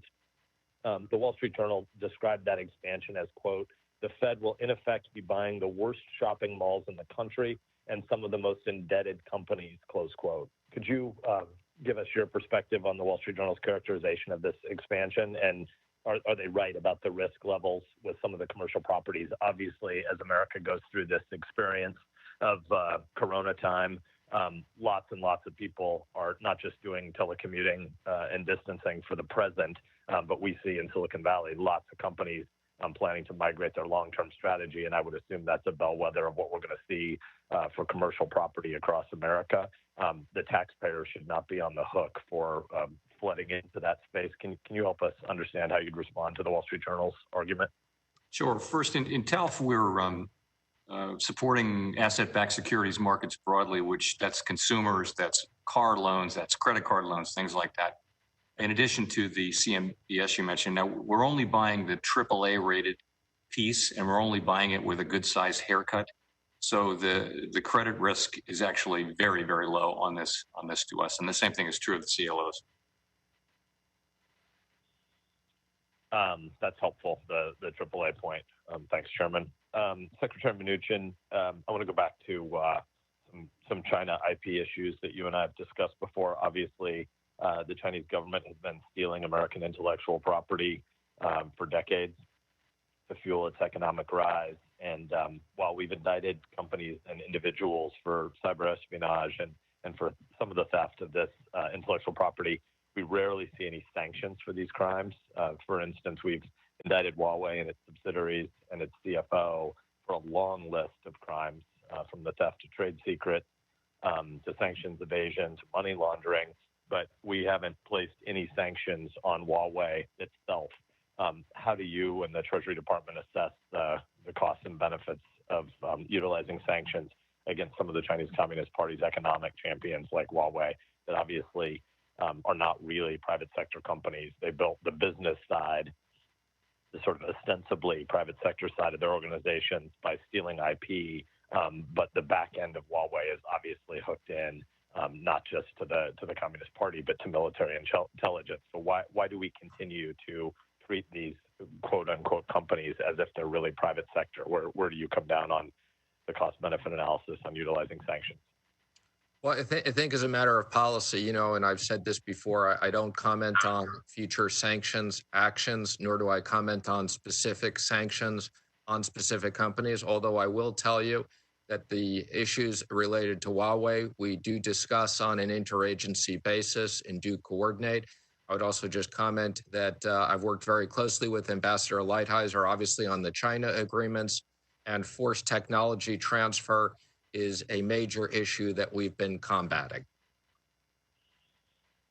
Fair, Secretary, but we've heard U.S. government officials of both administrations for 2 decades talk about agreements that are eventually going to have teeth, and they almost never do. Ambassador Lighthizer has been a bit of a pit bull on this piece of it, but discussing it in the interagency process isn't really the same as us pushing to help Huawei and their state-based backers understand that IP theft has real consequences, not just press releases. So I'm glad that it's a topic for interagency discussion, but I would just say, and I know that the chairman's gavel there implies that I'm at time, but I would just say in the intelligence community oversight committee of the community in the legislature, this is an increasingly bipartisan issue that Republicans and Democrats believe that it's important for us to be holding these faux private sector companies in China to more account, and the Chinese government needs to know that we mean it, not just say eventually, somebody's going to come up the stairs if you guys keep stealing IP, and they continue to do it. So for what it's worth, I think the Article 1 perspective here on an increasingly bipartisan basis is serious. Thanks, Chairman. Thank you, Senator Tester. Thank you, Mr. Chairman. Ranking Member Brown, I want to thank both Secretary Mnuchin and Chairman Powell for being on the call today. We've all seen what's transpired over the last couple of months as far as inspectors general go. My question is quite simple. Can I get both of your commitments individually, of course, that if an IG submits a request to you, that you would provide any information to them and do so in a timely manner? Yes. Good. So Secretary Mnuchin, can you tell me how, from your perspective, how active has the Congressional Oversight Commission been? I've seen the recent report. I can't comment on what meetings they've had or what they've done on that. Okay. Okay. And you guys, I would assume, comply with any requests that they may put forward too, correct? I see no reason why we wouldn't. Okay. Well, it's just. I mean, I think I value that and I appreciate that from both of you. I think the president has a bit of a different opinion, and I say that by what he said, not by what I think about the values of inspectors general. Secretary Mnuchin, do you think it's right to be able to remove public servants that their job is independence and holding the governor accountable? I think that if you're referring to the removal of the IG, again, which I only know from what I've heard the president say, but yes, that's within his authority. Yeah, even if they're doing their job. Again, that's an appointed position. He has the right to withdraw, just as he's nominated a new special inspector general to work with the CARES Act, which we look forward to the Senate confirming so we can work with that person. I have a totally different perspective on that. Now, I will tell you why. I know he has the ability to remove anybody, including yourself. And I would say that if you're doing your job, in this case, the inspectors general, they're doing it on an independent basis. I think it's just not. I think it's a clear misunderstanding of the three branches of government. So I talked to you a little bit about reporting to the IGs, and I will tell you, I learned something on today's call I didn't know before, that nearly half, this is by Senator Toomey, of the dollars that we've allocated, the $3 trillion, has neither been spent nor lent. So can you guys, we need more transparency on these programs, and I think you would agree with that.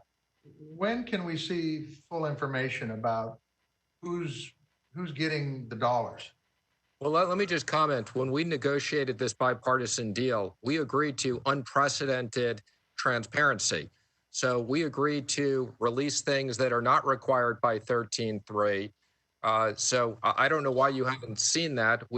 Everything's posted on our website or the Fed's website. We take great pride in the transparency that we've provided and we've agreed to as part of the CARES Act.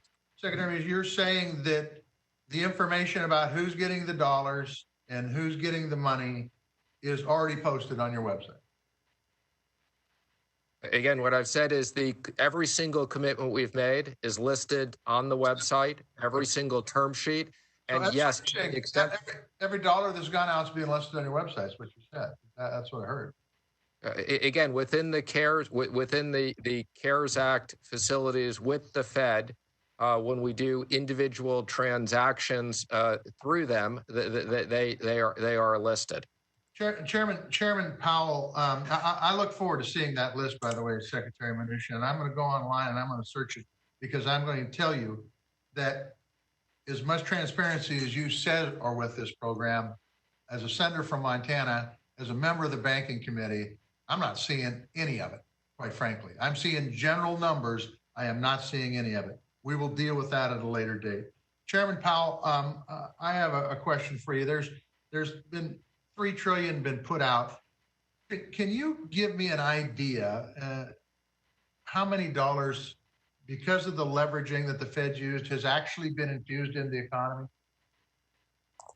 Well, Senator, our facilities, the big facilities to which the equity's been committed, are really just coming online. So it's all ahead of us. You know, we've taken some time to set these facilities up. So the amount that's gone out so far is in the context of the U.S. economy fairly modest. We have committed, though, to disclose all of the borrowers and the amounts in a timely way. And I appreciate that. There's $200 billion that I believe Secretary Mnuchin said would be leveraged to $2.3 trillion. Do you agree with that? Yes, potentially. It's we can't be precise about these numbers, but we can leverage their equity at about that rate. Yeah, what's 100 billion among friends? Hey, thank you very, very much. I appreciate you both being here. I look forward to being able to find the information Secretary Mnuchin said was online. Take care. God bless. Senator Cotton. Thank you, Mr. Chairman. Secretary Mnuchin, Chairman Powell, thank you both for being here. I want to speak about the primary and secondary corporate credit facilities. As of today, those facilities are available to companies that have ratings from public rating agencies like S&P and Moody's. As you know, that can be a very expensive process. Some companies don't want to go through the cost or the rigmarole of getting those ratings, but they are highly creditworthy. These companies often tend to be privately owned, sometimes family owned. They can have very large employee bases. We have some in Arkansas. In the aggregate, they're employing thousands of workers. I think probably all the senators on this committee, maybe all 50 states, have companies that are in this category.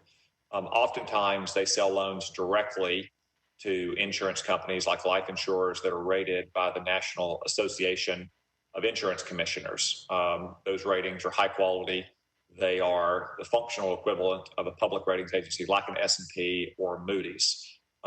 Secretary Mnuchin, what is the possibility of opening up those facilities to companies that are selling those kind of loans with those kind of creditworthiness ratings from the NAIC? Senator Cotton, I've appreciated the opportunity that you've brought this to our attention. And as I've suggested, I'm working with the Fed very closely to see if we can accommodate using those NAIC ratings. And if in need, there is some private ratings that can be done on a level that is not costly to the companies. But we are committed to make sure that these companies can use the facilities as well. And Chairman Powell, can I get your perspective on that question? Yes, if I understood your description of the companies, they sound more like Main Street companies than primary or secondary credit market. Those are for investment grade issuers who issue public bonds. If I misunderstood, I'm sorry, but so on the Main Street facility, Mr. Chairman, I think the limitation that some companies might face is that they exceed the employee cap, which I understand to be 10,000.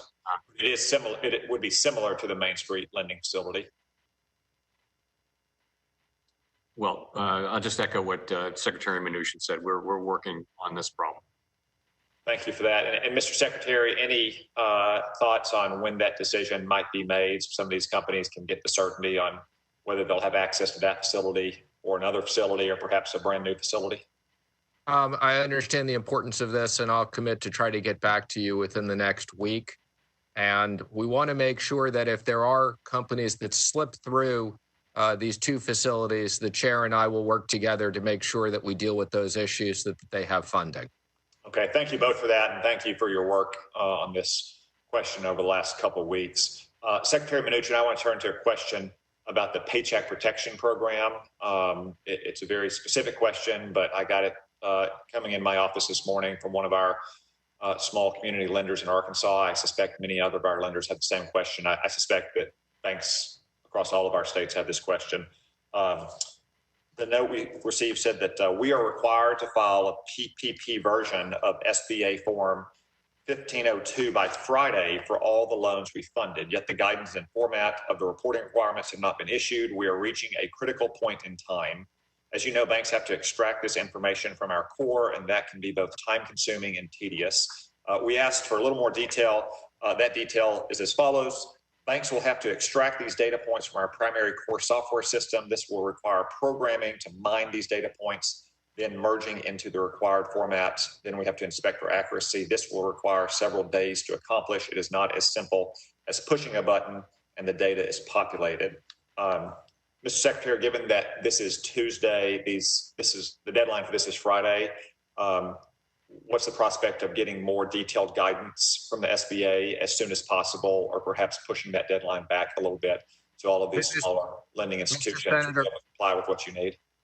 Mr. Senator, I believe we've already pushed that date back, but I will check on that and confirm it. And if there is a specific institution that has a problem, please let me know the name and we'll figure out how to accommodate that. We want to make sure that We get the information, but where there are small and medium-sized banks that have issues, we'll obviously try to figure out how to accommodate them. Thank you very much, and thank you again for the Treasury and the SBA's willingness to work with all of us over these last 2 months to iron out all of these wrinkles as the CARES Act is applied in so many different situations. Thank you, gentlemen. I yield back my time, Mr. Chairman. Thank you. Senator Warner.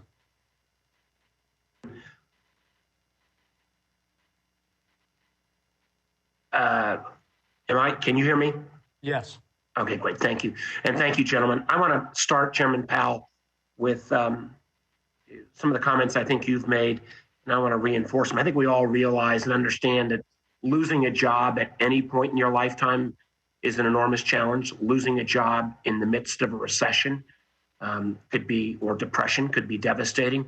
I point to the survey that the Fed put out last week that literally said 40% of our fellow Americans who make less than $40,000, 40% of those folks had their jobs disappear between February and March.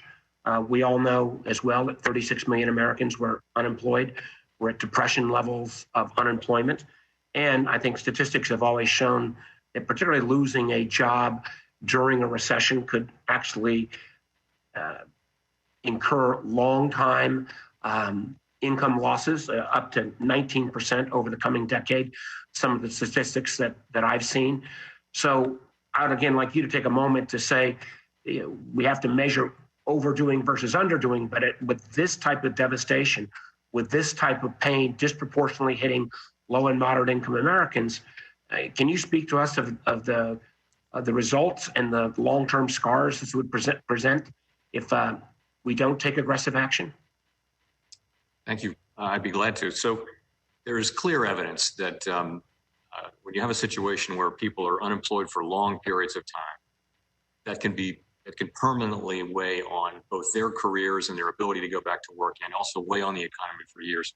Equally so with small and medium-sized businesses, which are the jobs machine of our great economy. If we allow unnecessary, avoidable insolvencies because of effectively a natural disaster, that too will destroy the work of many families and generations, but it'll weigh on the economy. So those are things to keep in mind. As I said earlier, this is the biggest response by Congress ever, and the fastest and the biggest from us. And still, this is the biggest shock we've seen in living memory. And the question looms in the air of, is it enough? And we'll have to. And I would argue that historically, whether it's our country or other nations, that governments tend to undershoot during these periods. And we now have 36 million Americans without work, and 40% of the folks under $40,000 a year losing their work, that this scar could be deep and wide. One of the reasons I want to turn to you, Secretary Mnuchin, and we've discussed this, and I think a number of our colleagues on both sides of the aisle understand this. We did some aggressive things for folks in the airline industries. We did some aggressive things for folks under 500, but that middle market that the Main Street facility is supposed to address, I am gravely concerned that we need to both get that out and we need to be very aggressive with it. I get a letter to you all, to you, Secretary, yesterday, outlining some of the ideas that I hope you'd be willing to lean into. But I want to, and you made mention earlier that you were willing to have some of that $75 billion at risk in this facility. But I'd like you to speak to that a little bit more, specifically in terms of which, as you built out the baseline of this facility, how much risk and how much of that capital did you expect to potentially lose? And I'd love to have then the Fed chairman very quickly echo whether he's willing to relook at some of the penalty fees that are, my understanding, Fed regulations, but not legislatively mandated. Secretary Mnuchin, you first, please. Thank you. Well, Senator Warner, first of all, I want to personally thank you for the time that you spent with us during the legislative process in helping to craft these different pieces, and your availability since then to work with us. So we appreciate your thoughts and we'll continue to work with you. As it relates to risking capital, as I've said, almost by definition, any time that the Fed thinks they need capital, there's a risk to us. We obviously model out various different scenarios. We've obviously continued to adapt the Main Street program to let more and more companies into it. And although we refer to it as one program, it effectively has 3 sub-programs. So we run different scenario analysis. There's scenarios within Main Street where we could lose all of our capital, and we're prepared to do that. There's scenarios where the world gets better and we could actually make a small amount of money. But again, as I've said, no different than Secretary Paulson during the TARP period. They didn't think they were going to make money. Our intention is that we expect to take some losses on these facilities. That's our base case scenario. And Mr. Chairman, do you want to address in terms of the penalty rate? I'd be glad to. So what we're doing here with these programs is we're making loans in times of severe stress where markets are not working and not providing credit on reasonable terms. The original purpose of central banks.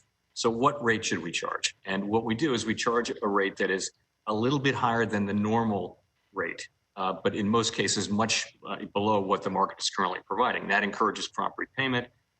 It helps those who can't get credit, but not those who want credit from us to save a few basis points. And if markets are functioning reasonably well, we don't want to replace them. We want to be a backstop to those markets. I think, Mr. Chairman, my time is up, but I would just urge you, these are extraordinary times, and I hope you will lean into this as much as possible. Thank you, Mr. Chairman. Thank you, Senator Rounds. Thank you, Mr. Chairman. Gentlemen, first of all, thanks, and I appreciate the hard work that you have done and your organizations have done in making this whole thing work as well as it has in a very short period of time. I would ask, first of all, to Secretary Mnuchin, in discussing with our local lenders, they've got a number of questions coming in with regard to PPP, and specifically 2 different sections. The portion of it, number 1, was the rule in which we asked that these loans be literally divvied out and accepted within 10 days of the time of approval. And second of all, how that relates to a June 30th date for the execution or completion of the use of those loans. And Mr. Secretary, I don't find where there's actually a June 30th end date where that has to happen in order to facilitate forgiveness of that loan. Can you talk a little bit about your options or the flexibility you have with regard to the PPP and the forgiveness of loans and that June 30th date that so many people have concerns about? Well, let me just comment. I think the concern that people have that's even bigger, that we'd like to get a bipartisan technical fix, as you said, there's the 10 days to disperse it. We've then given banks another 10 days if people haven't sent back the documents. And then there's the 8-week period. So companies are really having issues with not necessarily being able to use it during that 8 weeks. They don't want more money, but want flexibility that they can use it in longer than an 8-week period. And as it relates to the June 30th issue, we're happy to follow up with your staff and talk about where that fits into the bill. Chairman Powell, I noted with interest a letter from Vice Chair Quarles recommending that Congress give regulators discretion to loosen certain capital requirements prescribed by Section 171 of Dodd-Frank. Do you share Vice Chair's thinking? And what additional measures do you think Congress and the Federal Reserve should consider? I do share that. So the idea is temporarily during this period, unusual, unique period in our history, the banks have been strong. They've been making loans. They've been taking in deposits. And because of their growth in their balance sheet, they're constrained by some of these regulations because they're taking on board very low risk assets. So we try to provide relief so they can continue to do what they're doing. So I do support that, and we've done a number of things, and you know we'll let you know as we see the need for other adjustments. Thank you, Mr. Chairman. Secretary Mnuchin, one thought with regard to, in the middle of this COVID-19 pandemic, we still have a discussion about, and on a regular basis get questions from taxpayers here about the amount of money that we borrowed and what we're going to do about it. You're going to play a key role in how we lay out that repayment plan. Can you talk a little bit about the tools available to you, specifically with regard to long or ultra long Treasury bonds? I know it's been a hot topic, and I know that most recently you launched a 20-year bond. Can you talk about the maturities, how you plan on laying that out, the strategy that you're using to best accommodate our needs for the immediate liquidity, but also recognizing that you've got some tools available. And with these ultra low interest rates that we're at right now, it may very well work to our benefit to feather this out over an extended period of time. Well, thank you. I'm glad you asked that question because I think it's very important. So the first I would just answer, prior to this, we spent a lot of time looking at 50 and 100-year bonds and determined that there just wasn't enough demand to make it worth it given our borrowing sizes. We did get advice on a 20-year. So we've added the 20-year. That gives us the ability to both extend the duration as well as to raise significant amount of funds. So it is my intention, as you've described, to borrow a lot of money in the short term to have the funding, but then to expand our financing in 10, 20, and 30-year bonds.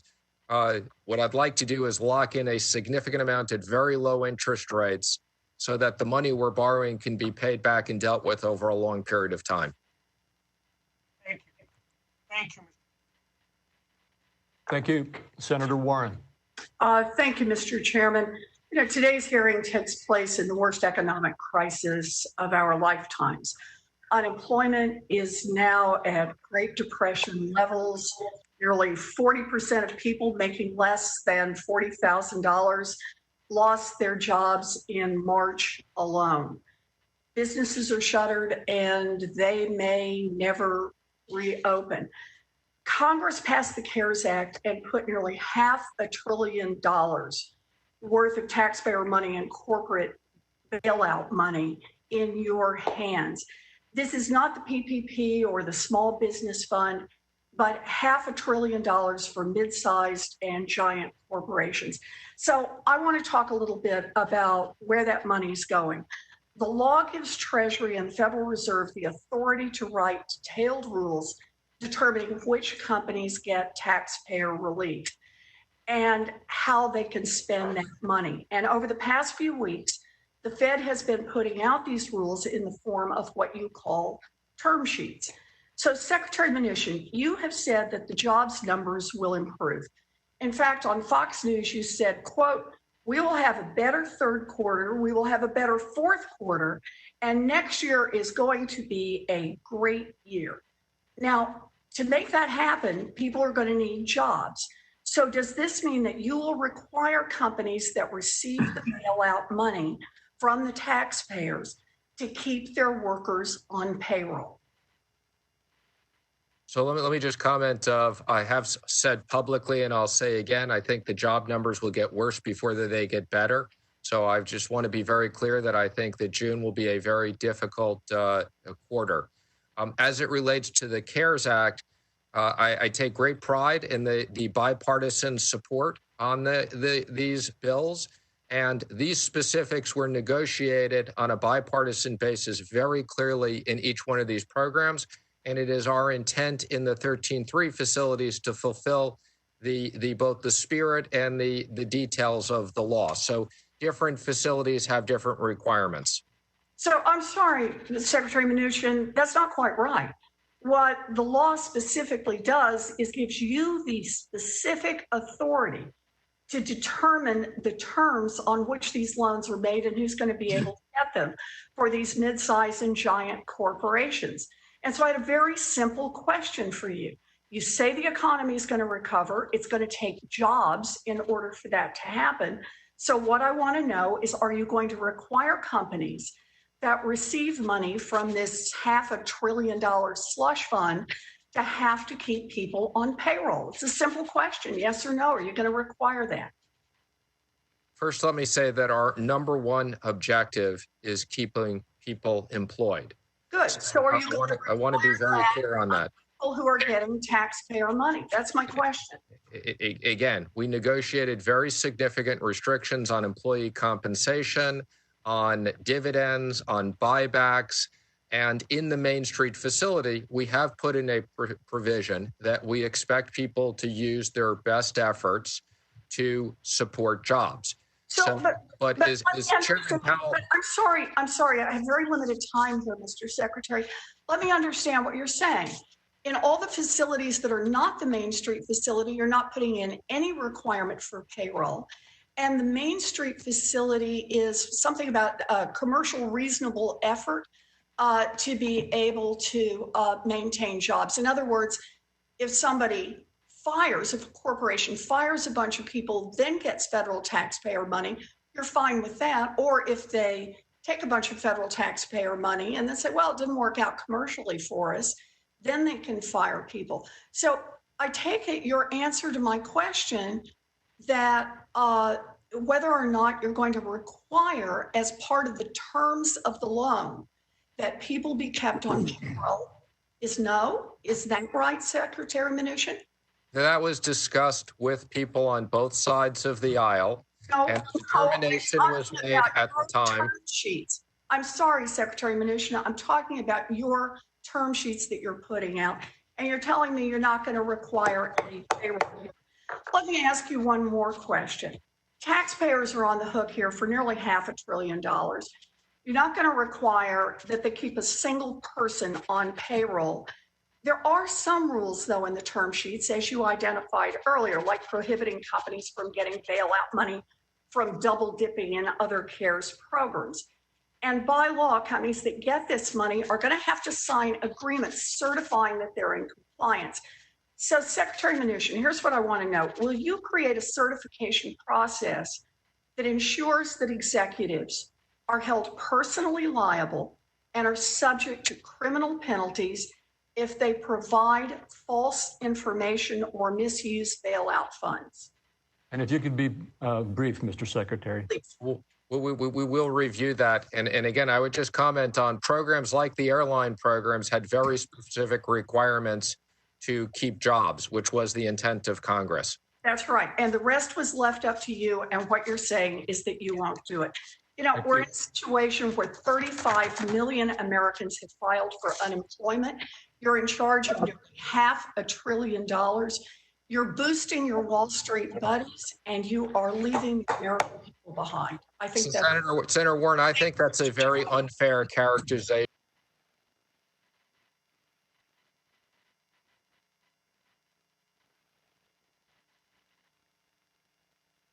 And these issues were discussed with both Republicans and Democrats at the time. You were not necessarily part of those discussions, but these were completely discussed.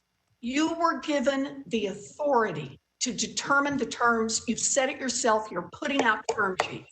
And those term sheets do not require that a single corporation getting billions of dollars in taxpayer money retain one job. Senator Perdue. Thank you, Mr. Chairman. Thank you both for being here today. I look forward to these quarterly updates. Chairman Powell, when you took this responsibility, the Fed had about a $5 trillion balance sheet. You worked it down to about 3.8. It was about 4 when the COVID-19 crisis hit. With the money supply increasing from 3.8 to $5 trillion recently, with the debt being at $23 trillion, and with about 2/3 of what we've done so far in the $3 trillion relief package, looks like goes to debt. And with the potential for more movement by the Fed that would take the balance sheet now from $4 trillion just in March, the 5 moves you made takes it up to potentially $13.5 trillion. It's around probably $7 trillion today. And it could go north of 14 if, in fact, the Main Street program is fully levered up. Help us understand, how do you put this genie back in the bottle? Help us understand how you're thinking about this demand for capital, and what it might do to interest rates in the short term and the long-term implications of what we've just done. This is not a criticism at all. It's just, I'd love to get your thoughts of how we should be thinking about that balance sheet, given that China, Japan, EU, all the other big central banks are doing fairly similar moves, just not as dramatically as we have done. So when we expand our balance sheet, when we buy securities, as you know, Senator, so we bought a lot of Treasury and MBS securities to get those markets working. As these facilities grow, we'll also expand our balance sheet, and those also, that expands the money supply. I would expect that over time, and that time will probably not be very soon, but over time, the assets that we have on our balance sheet from this era will come to maturity, they'll roll off, and the balance sheet will again very gradually return. This will be some years down the road, I would think. Sorry to interrupt, but I watched how hard it was to get us down from just 4.1 to 3.8 in the latter stages of that, and the consternation it had, both politically and economically. So you're confident that over time we'll be able to manage that size balance sheet? So what really matters is the size of the balance sheet relative to the size of the economy. And we actually, came down quite significantly from the end of 2014 until 2017, just by holding the balance sheet constant. So it can be done in a way that is sort of passive and gradual, and it was for about 3 years then. And we came down from, 25% of GDP to 16 or 17% of GDP. So it can be done over time. And in the meantime, I would say it doesn't have implications for inflation. It doesn't have implications particularly for problematic implications. I'm not saying there are no limits to this, but it's not something that raises financial stability or inflation concerns today. Thank you, Mr. Chairman. Secretary Mnuchin, I just want to thank you and echo what Tim Scott said earlier, and that is about your availability through this crisis. I know you're recently married, and I don't know where your wife is these days, sheltering in place, but I'm sure you haven't seen much of her. Thank you for all your sacrifices making this thing happen. I want to correct the record. We've been told in this meeting that there's no data out there, but I want to highlight some numbers for us here. First of all, the Dodd-Frank bill killed about 4,000 community banks in about 6 years. There was a bipartisan bill done in January of 2018 that modified the most onerous parts of that and saved our community banks. And they are the rock stars in this process in the PPP program anyway. And I have a question, Secretary. They had 800 SBA banks were approved under the SBA system prior to this. Some 5,000, almost 5,000 banks made 4.3 million loans, and so far put out $520 billion to companies under 500 employees. And by the way, 99.8% of that $520 billion went to companies with fewer than 500 employees. So it did what we wanted to do. And 93% of those loans are $350,000 or less.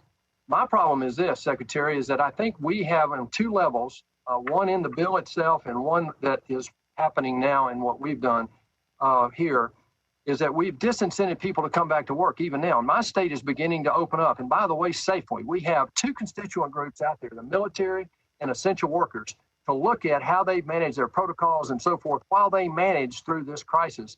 And it gives me great confidence that we can open the economy up. The unemployment premium is keeping people from coming back to work. There are employers in my state who really want people to come back to work, but they're saying, no, why would I do that? I'm going to enjoy this premium right now, and then I'll call me back in a couple of months. The second thing is a lot of small employers actually encouraged a few weeks ago their employees to go on unemployment, even though they were getting money, and they were hoping that they would, when the revenues started, when they opened up, they would begin to then bring the people back and then use the loan to pay salaries in there. How would you help us think about how to deal with that? The Labor Department at one point said they were going to put some rules out about this premium. And the second thing is the enforcement behind if an employer wants an employee to come back to work, an employee should no longer be qualified for employment insurance. Would you address those concerns, please? And if you could be brief, please. Thank you. And let me just say, we are aware of the technical problem here, and we want to have a technical fix on the unemployment insurance. But specifically, let me just comment on the PPP. If you offer back a worker and they don't take that job, you will be required to notify the local unemployment insurance agency because that person will no longer be eligible for unemployment. Thank you. Senator Scott. Thank you to all of the testifiers and panelists. Chairman Powell, I want you to take us through two very simple scenarios. The first is if Congress takes no additional action in the next couple of months. And the other is if Congress steps into the breach and passes another fiscal policy bill. I know you are loath to weigh in on specific policy recommendations, but on quarters 3 and 4, should we decide to say that the bills that we've passed are enough? I think it really depends on the path of the economy, honestly. As I said, my concern has been the risk and possibility of longer run damage to the economy through unnecessary insolvencies on the part of households and businesses and long-term unemployment. And that if we find ourselves in that place, we may have to do more, and it could also be something that Congress would want to do. I think, so. Go ahead. So according to census data, about half of small businesses are going to run out of cash within a month. States are slowly reopening the economies, but consumer behavior is not going to rebound to normal within a month. Do you think that there's going to be a strong enough rebound in economic activity in the next 1 to 3 months for that alone, for what we've already done alone, to prevent thousands of small businesses from going under, or do you think there is a need for additional fiscal policy? So I think we're going to see here fairly quickly how the reopening goes, and it's very hard to know. We haven't done this thing before. No one's done this sort of thing before. So I think you were going to be getting a lot of information fairly quickly here in terms of what may be needed. I am reluctant to. I make my comments on fiscal policy at a general level. I'm reluctant to talk about timing and specific provisions. It's really not the Fed's role. We do try to stick to our knitting. So why don't you go ahead? I'll give you an open-ended question. Please provide the panel with some comments about the importance of fiscal policy over the next 6 to 9 months. So it's a combination of a couple things. First, just as I mentioned, the risk of lasting damage to the productive capacity of the economy through the labor force because of longer-term unemployment and through unnecessary, avoidable insolvencies on the part of small and medium-sized businesses. Those two things create a real risk. The other thing I'll point to is what we do is we address liquidity problems, not solvency problems. We have lending powers, not spending powers. So over time, and this is not a certainty, this is a possibility, over time, solvency problems emerge from liquidity problems. Liquidity can develop into solvency with the passage of time. That all depends on the path of the economy, how well the reopening goes, and which path we find ourselves on. So I think, I think what Congress has done to date has been remarkably timely and forceful. I think you could say the same about what we've done. I do think we need to take a step back and ask, over time, is it enough? And we need to be prepared to act further. And I would say we are if the need is there. Seems to me that the distinction between a solvency problem and a liquidity problem applies to big institutions, big corporations, even governments. But when you're talking about a small business or a family, there's not much of a difference between having a cash flow problem and simply being flat broke. And it seems to me that distinction, which you are able to make and rightly do as the head of the Federal Reserve, is a rather abstract one for the companies that are 8 persons and the families that are sort of at economic death's door. They don't distinguish between a solvency problem and a liquidity problem. They've run out of money. Secretary Mnuchin, Section 4114 of the CARES Act states that carriers receiving payroll grants shall, quote, refrain from conducting involuntary furloughs or reducing pay rates and benefits until September 30th, 2020. But on April 21st, United Airlines received $4.9 billion. And on May 1st, United announced that it would reduce 28,000 workers from full-time to part-time within 2 weeks. Was that announcement a violation of the terms of the payroll support program? And again, please be brief. We believe right now that they're in compliance with the program. Right now, were they violating this when they first announced it? Again, I don't want to go through specific situations with specific companies. I will say right now, we believe they are in compliance with the agreement. Thank you. Senator Tillis. Thank you, Mr. Chairman, and Chairman Powell and Secretary Mnuchin. Thank you for your, I think, heroic work. Your team's done a great job under immense pressure, and I appreciate it.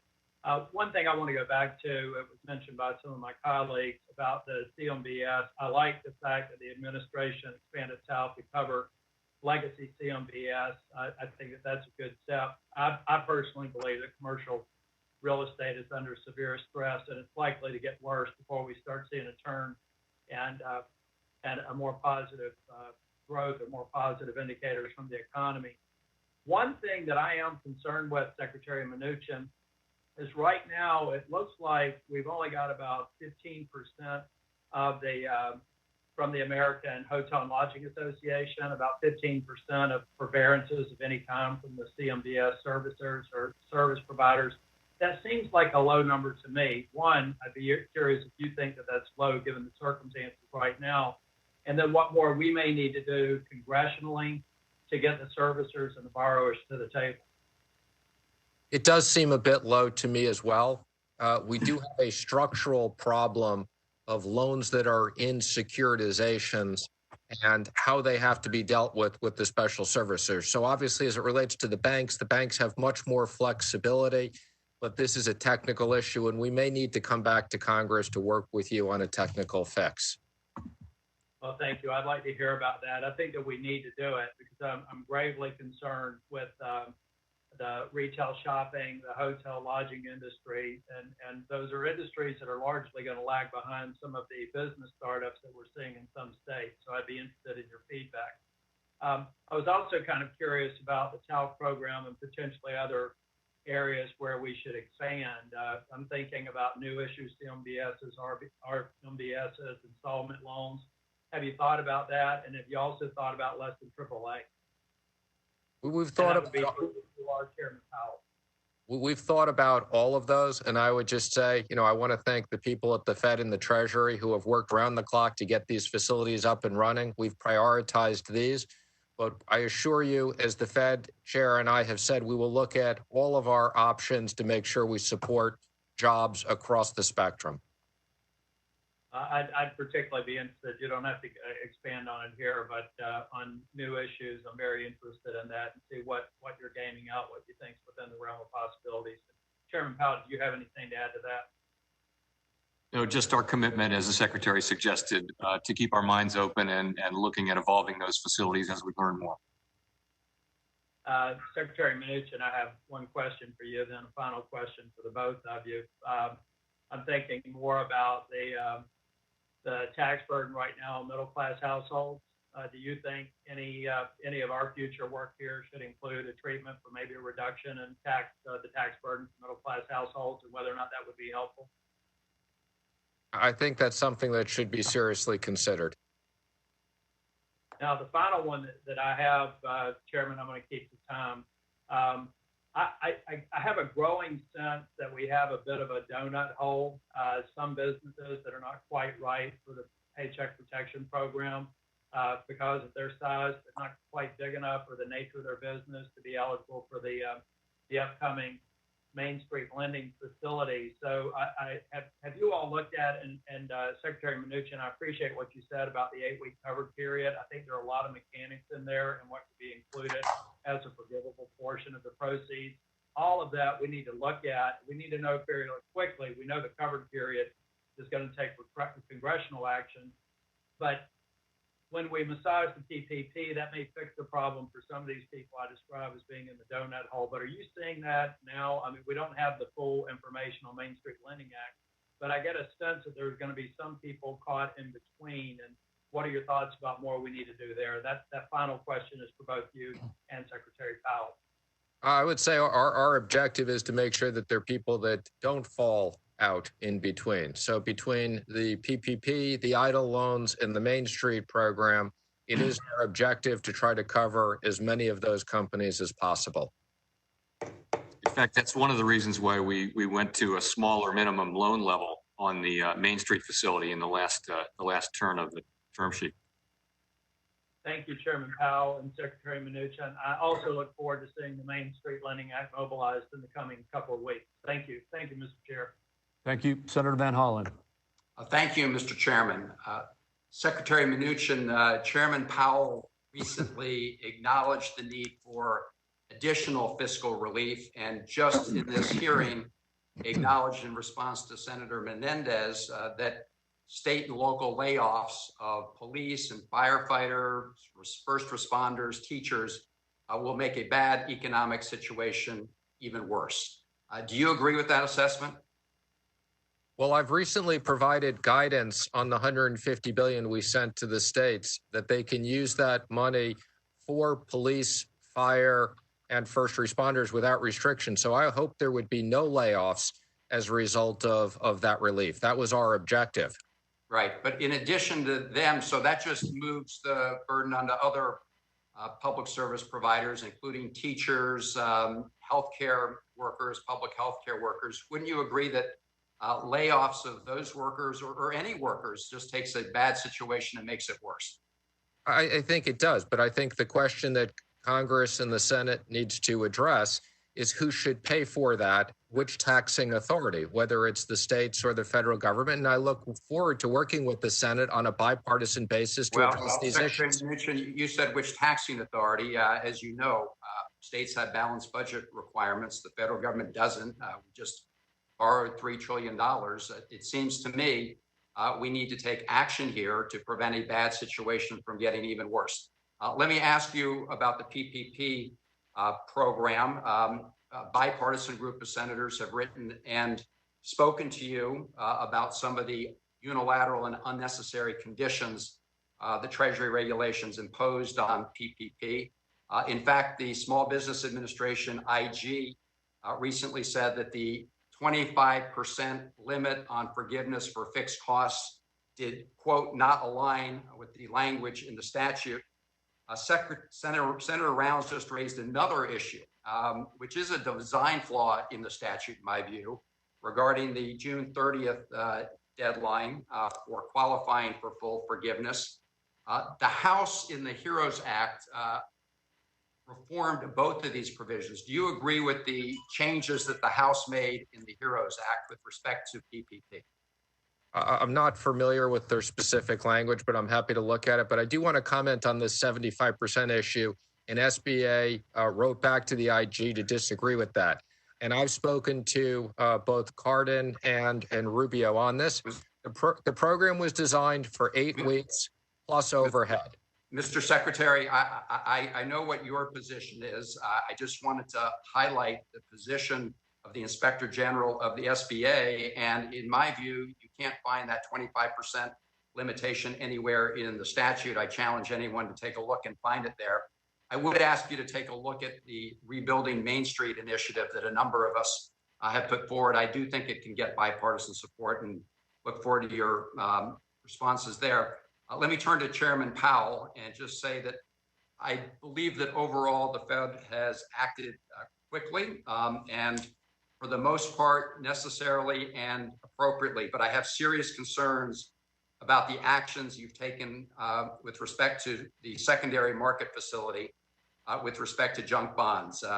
In response to Senator Sass, you emphasized that at least with the TALF program, you were essentially helping those with AAA ratings.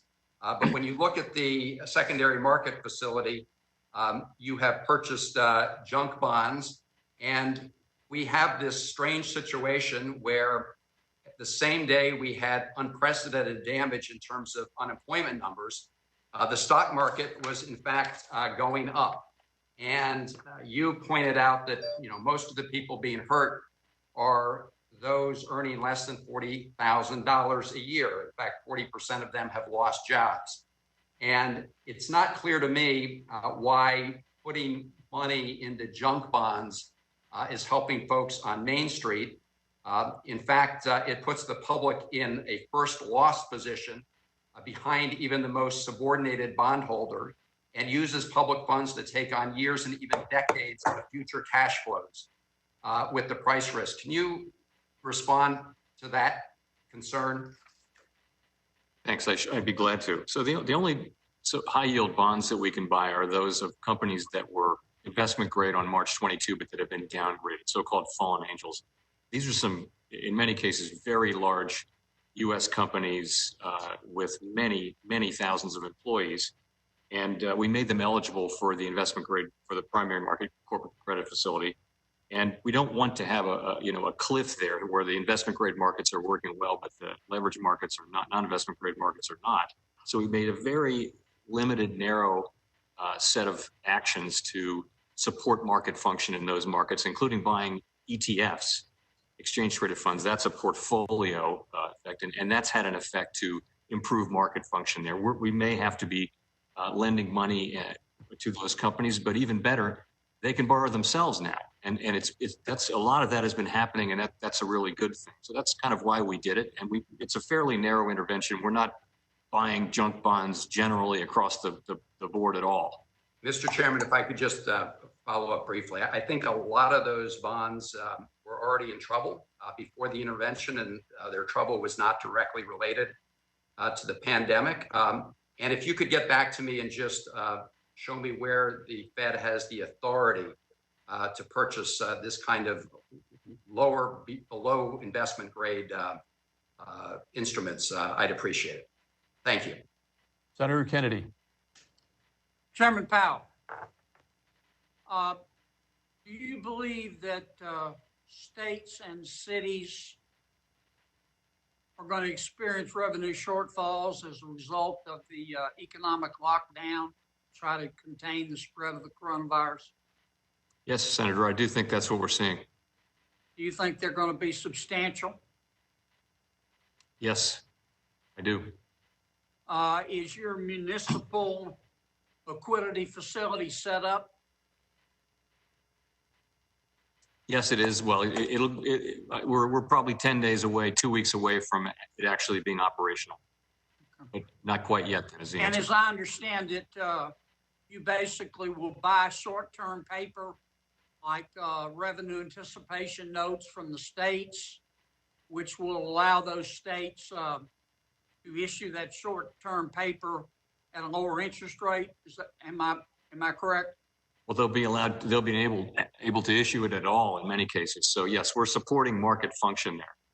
And that, by the way, that should support market function across the municipal markets in longer term maturities too. Do you know how many states are prohibited by their constitution from borrowing money to pay for operating expenses?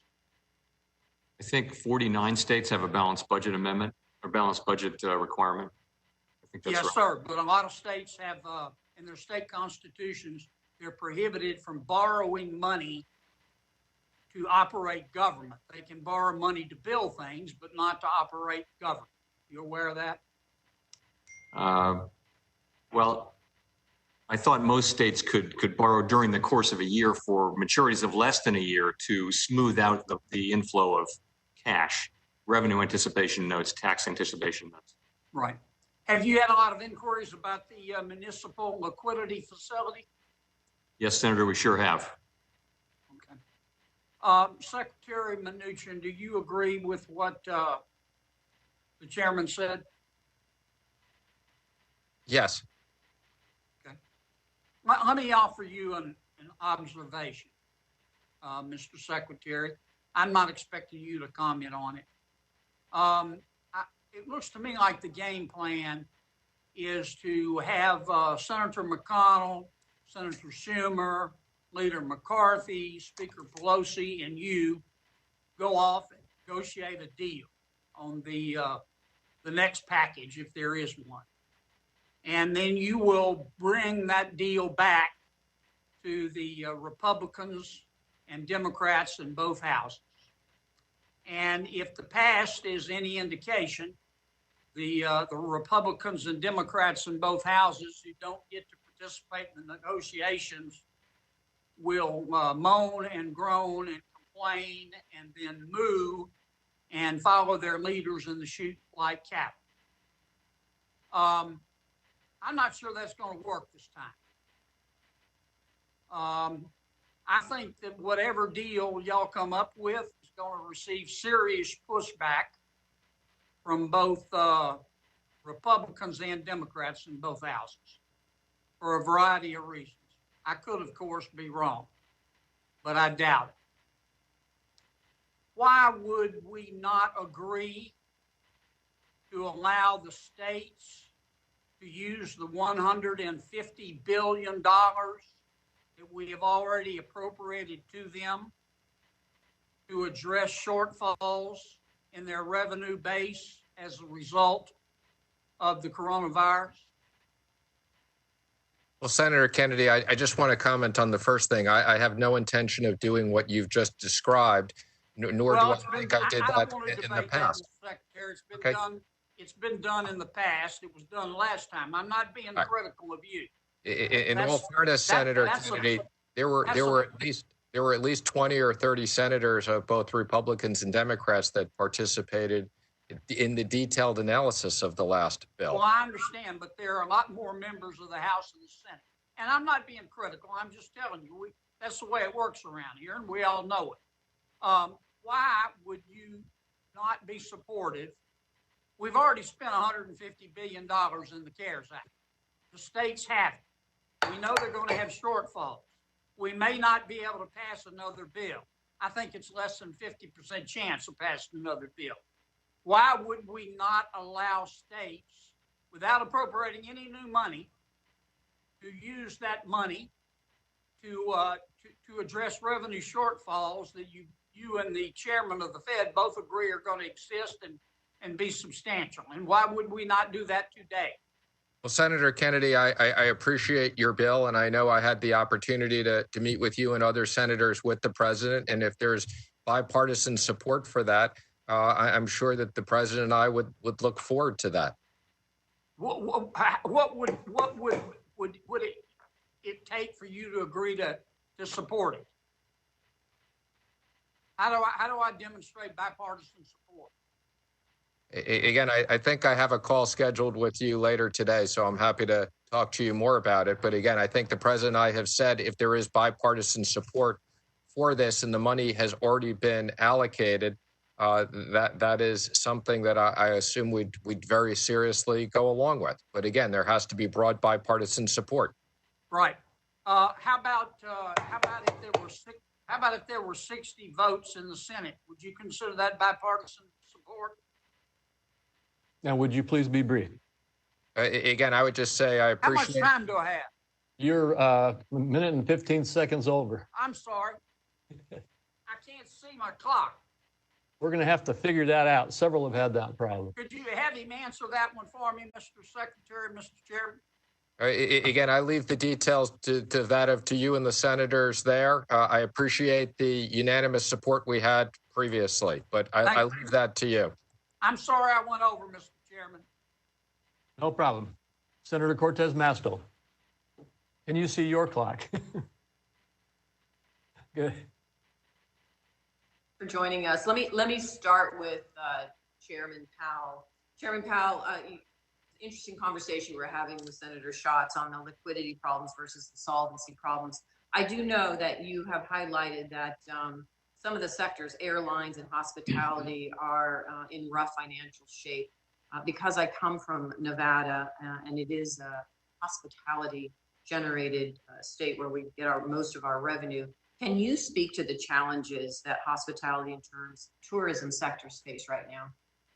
Sure. So I think sectors of the economy like that, where the business model is to gather people in one place and entertain them, feed them, fly them around, whatever you're going to do. Those are sectors where it will take some time for, I think, the public to return. That'll happen, but it'll take some time for the public to regain confidence and, adapt to the new world and start traveling, taking vacations, going to restaurants, things like that. And I'm glad you brought that up, because that's one thing that we haven't talked about, was this notion that when we look to open our businesses, and I think we all, in a bipartisan way, that's what we want. We've got to find this balance about opening our businesses in general. But they're only going to be as successful as the customer confidence that is there to patronize those businesses. And that's not just true for the hospitality industry. That is true for all businesses. I do know that the service and retail has been hardest hit, that business. And my understanding that some of the data that I've seen, over 2% of those businesses have closed permanently already. And so how are we to address this consumer confidence issue? Because I know that is something that you've thought about and talked about publicly, I've seen. What should we be doing? One thing I'll say is it affects different sectors of the economy differently. The ones we talked about are the ones where it's most important. Other sectors of the economy may be able to recover much more quickly than that, and we certainly hope so. But the number one thing, of course, is people believing that it's safe to go back to work, safe to go out, and that's about having a sensible, thoughtful reopening of the country, something we all want, and something that we're in the early stages of now. That's what it will take for people to regain confidence, I think, and resume their activities, again, at a different pace depending on the nature of the business, the nature of the activity. Right. And the healthcare piece of it, right? That they'll feel safe going back out if they feel safe that they're going to be healthy and safe when they go into the establishment. Isn't that true? It will be a combination of getting the virus under control, development of therapeutics, development of a vaccine, all of those things. And also just, I think, seeing what your eyes are telling you. People, you can feel it already that people are doing things that they wouldn't have done 2 months ago, a little bit at a time. And I just think that process will take time. Yeah, and until that happens, many people are relying on their local governments, the state government as their social safety net, right? They're telling them, looking to local government, state government to tell them how they can stay safe. They're opening businesses, where the healthcare facilities are, how they can get the testing that is needed and contact tracing. Isn't it true? That's where they rely, would be on their local governments most often.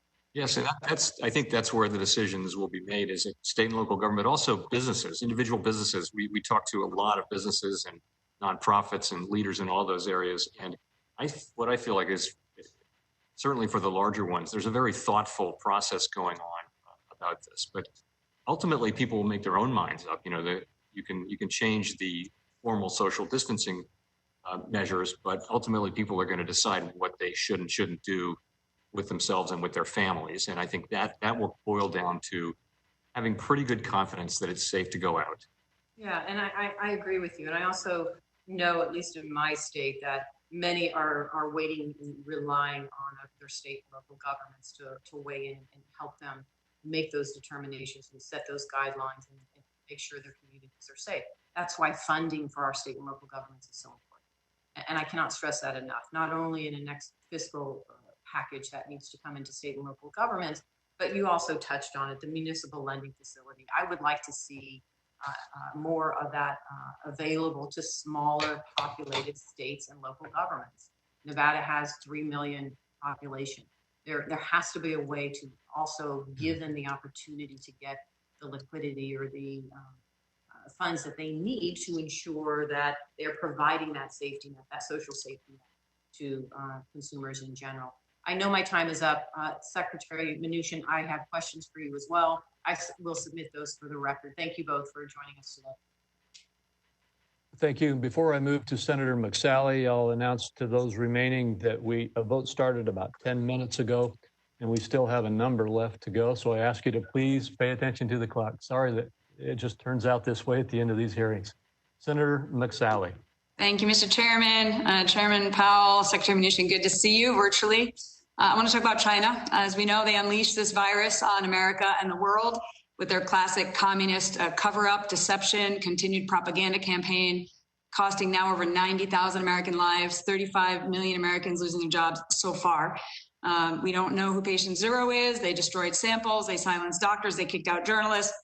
Impacted international travel to seed this, and their reckless behavior continues to be at the root of all this. As you know, this is why we're here today. We're talking about the economy, which was very strong, now really struggling. People all over Arizona are really struggling because of the calamity that's come from this virus. So I want to, I don't think anybody, I should say, actually, let me just ask, I don't think either of you think there's any reason that we should be rewarding China or Chinese state-owned enterprises or individuals or entities that want China to prosper as we implement these massive initiatives to support the American economy. Is it fair to say neither of you want that to happen? That's correct. Chairman Powell?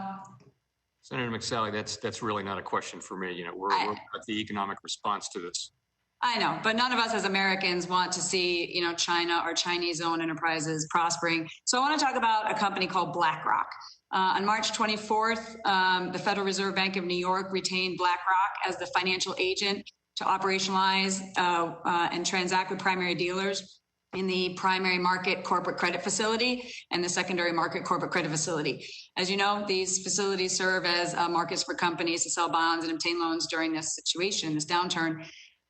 Typically, there's a competition, a competitive bidding process, but BlackRock was selected for this one. As you probably know, BlackRock is one of the leading investment banks in Chinese funds, including helping Chinese companies list and go public on American stock exchanges. Chinese companies listed on American exchanges are prohibit the Public Company Accounting Oversight Board, or the PCAOB, from reviewing their audit reports. On BlackRock's website, they have a page titled 5 Myths and Realities About Investing in China. According to BlackRock, one of the biggest myths about China is that Chinese state-owned enterprises don't control their economy. BlackRock even tries to back that up with data. I won't go into all of it, but it's ridiculous. BlackRock's ode to China doesn't mention anything about human rights abuses, military responses to the Hong Kong democracy protests, or even that the country is ruled by a communist party. Ironic that one of the world's largest investment banks and allegedly a staple of free markets neglects to mention the fact that communists actually run China, and all while refusing to invest in a number of legitimate and legal industries here in America, but that's a separate issue. So my question is, how and why did BlackRock get selected as a financial agent for these facilities? How much money do they stand to make as the agent? And what, if anything, will prevent BlackRock from taking their profits that they earn to invest in their interest in China and Chinese state-owned enterprises? So I guess I'll take that. We hired BlackRock for their expertise in these markets. They're actually an asset manager. They are a very large asset manager, which is active in the markets that we're concerned with the primary market and secondary market credit facilities. It was done very quickly due to the urgency and the need for their expertise. We will rebid the contract as we in practice do going forward. Yeah. And so that's where that is. The fees are a matter of public record, and we'll be happy to supply those to you. But what, if anything, can we do to prevent any of their profits from this to actually benefiting China and Chinese state-owned companies, which they're severely invested in?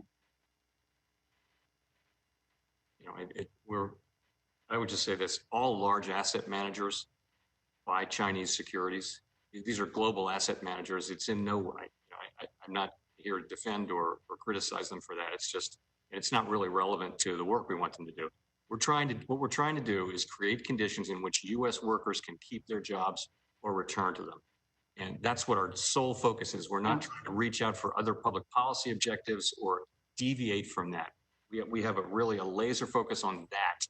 And we concluded that this company was the right one to be our fiscal agent in this place. Their views on anything else are really not important. What's important is that we do everything we can to support the United States. Well, let me just say it's important to all of us, and thank you for all your leadership on this, to support our economy, to support jobs, to get our economy back on track. But it's also important that we wake up as Americans and that we hold China accountable, and that they're not allowed to profit because of these investments taxpayers are made. So I'm going to follow up with you on these issues. I really think BlackRock and others need to also wake up and do their patriotic duty, see what's going on here. China, communist China, should not be profiting off of unleashing this calamity on the world. And that should be something that should unite all Americans, even if they work at BlackRock. Thank you. Senator Jones. Thank you, Mr. Chairman. Quickly, I'll follow up. I agree that we need to hold all people accountable. China, the WHO, folks in this administration, everybody needs to be held accountable if they had deficiencies in what was going on in this pandemic. So, Secretary Mnuchin, let me say I saw recently that the Treasury is going to begin issuing debit cards for Americans for their direct payments. You will recall that Senator Cotton and I sent a letter shortly after the passage of the CARES Act encouraging that. So I appreciate your willingness to do that. I think it's going to quickly get money to millions of Americans that haven't received those direct payments as of yet. I wanted to also ask you about the payroll protection program.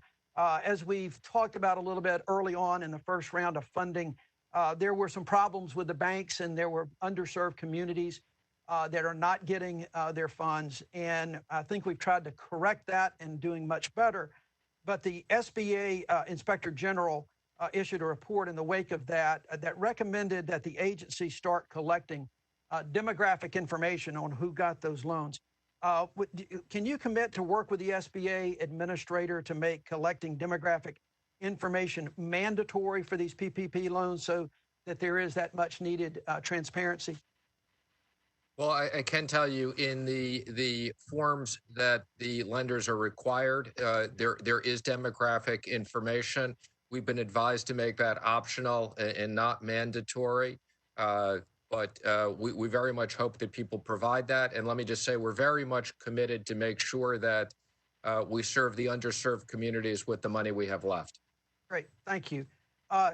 Chairman Powell, you know, I also saw your speech and read your comments, saw the 60 Minutes piece, and it kind of reminds me, in listening to some of the comments about this, is what Judge Taylor in To Kill a Mockingbird said, that, you know, people are going to hear what they want to hear and they're going to see what they want to see. What I saw is a call to action from that. And one of the things that was talked about, that 40% of the Americans that have lost their jobs and how it is affecting our minority communities, not only in their health and the disparities. What is being shown a spotlight is the disparities on so many things. And you mentioned how this pandemic can exacerbate the existing gap of wealth and assets and ownership between minorities and even just poor people in general. We started this pandemic with about 40 million poor people. It's going to get much better than that, and it's going to be a cause for racial lines. What can we do to try to narrow that gap, to make sure that the wealth gap does not even get greater as we open back up this economy? Well, the job losses that have been happening in the service economy, and particularly in those parts where you're dealing directly with people. And that is a lot of less well-paying jobs and that sort of thing. So if you look at the industries that have been really hard hit with job losses, it's those industries. It's restaurants, it's hotels, it's travel, things like that, retail. So, and I recommend, by the way, that report, Survey of Household Economic Decision Making, which we release annually. We just released it, and that's where those statistics come from. There's a lot in there, and it is stunning how quickly households get into financial trouble, how many lower income households have in the way of financial resources. These are longer term problems to deal with. I think for now, you know, this very much calls on us to do what we can to support the economy. And as I mentioned earlier, we have 20-some million people out of work. We want to do everything we can to create a world where they can go back to their jobs or find new jobs. And I think that's something all of us as policymakers should be strongly focused on. Well, thank you for that. And it seems to be connected to your comments of also making sure that we keep people in their livelihoods, to keep the unemployment numbers down. You know, I think from our standpoint, we have been focused on both saving lives and saving livelihoods. And while we don't want to give folks incentives to stay on unemployment, we certainly do want to give incentives to businesses to open carefully. I would encourage you, if you haven't, to look at the Paycheck Security Program that Senator Warner and others and I are going to be filing this week, so that we can give these opportunities, because I'm assuming that the more opportunities we can give employers to keep people on their payroll with benefits, that would aid in opening up the economy safely and trying to keep us from getting into that long-term recession. Would that be fair? I'll be happy to take a look at your legislation, proposed legislation. Great. Well, thank you, Mr. Chairman. I appreciate the opportunity. Thank you for coming, Mr. Secretary and Mr. Chairman. Thank you. Senator Moran. Mr. Chairman, thank you. Had I have more time, I would extol the virtues of both the Secretary and the Chairman and their efforts, their team, their public service during this crisis. In the absence of that time, I hope you understand the sentiments that sentence expresses. But I want to focus, I guess, Secretary Mnuchin. We've talked about PPP and we've seen the consequences, the positive consequences that have come from the program. There are large businesses, Main Street, in which the facilities are being developed to assist. But I'm worried about other businesses. I would use an example, not that I'm lobbying for any company, but an example that comes to my mind in Kansas is Yellow Roadway Trucking Company. employs almost 30,000 people. It is not investment grade. It has leverage. And it is a company that, in the absence of assistance, the jeopardy of its employees are significant. I think there's a lot of companies out there like that. I think there's a number of other companies in Kansas like that. And I want to make certain that we are doing the things that are necessary to prepare to be of assistance to them. I think Senator Toomey and Senator Warner earlier indicated that very few of us expected Treasury not to have to take losses, that there needs to be some risk taking here. And I want some kind of assurance that under the B4 program, the B4 facilities, that these kind of companies that are hugely important to the economy can receive some assistance with the facilities at Treasury and the Fed. Secretary Mnuchin, is there some level of comfort I can have? You have my assurance that we will go back and look at that specific company and see what we can do and get back to you. But I hope it's more than that, because it's not just that company. There's a number of companies across the country, not just in Kansas, but this is hugely important for. Just to be clear, companies like that, and as I said before, we want to make sure that there are facilities that companies don't fall through the cracks. So between all the different facilities, we're trying to do as much as we can within our powers. Let me suggest to you that timing is of the essence, just as it was in PPP. The circumstances companies face today and layoff and furloughing employees are present and around the corner. So I encourage the precipitous but thoughtful action in addressing these circumstances. Let me see if I can get two other questions in. One,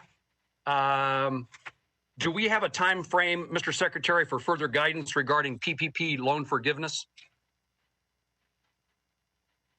There's some guidance that just came out on loan forgiveness that we believe deals with most of the major issues. And then second question, Secretary Mnuchin, does Treasury and SBA plan to issue guidance that would allow 501c3 organizations to utilize the alternative size standards for PPP eligibility?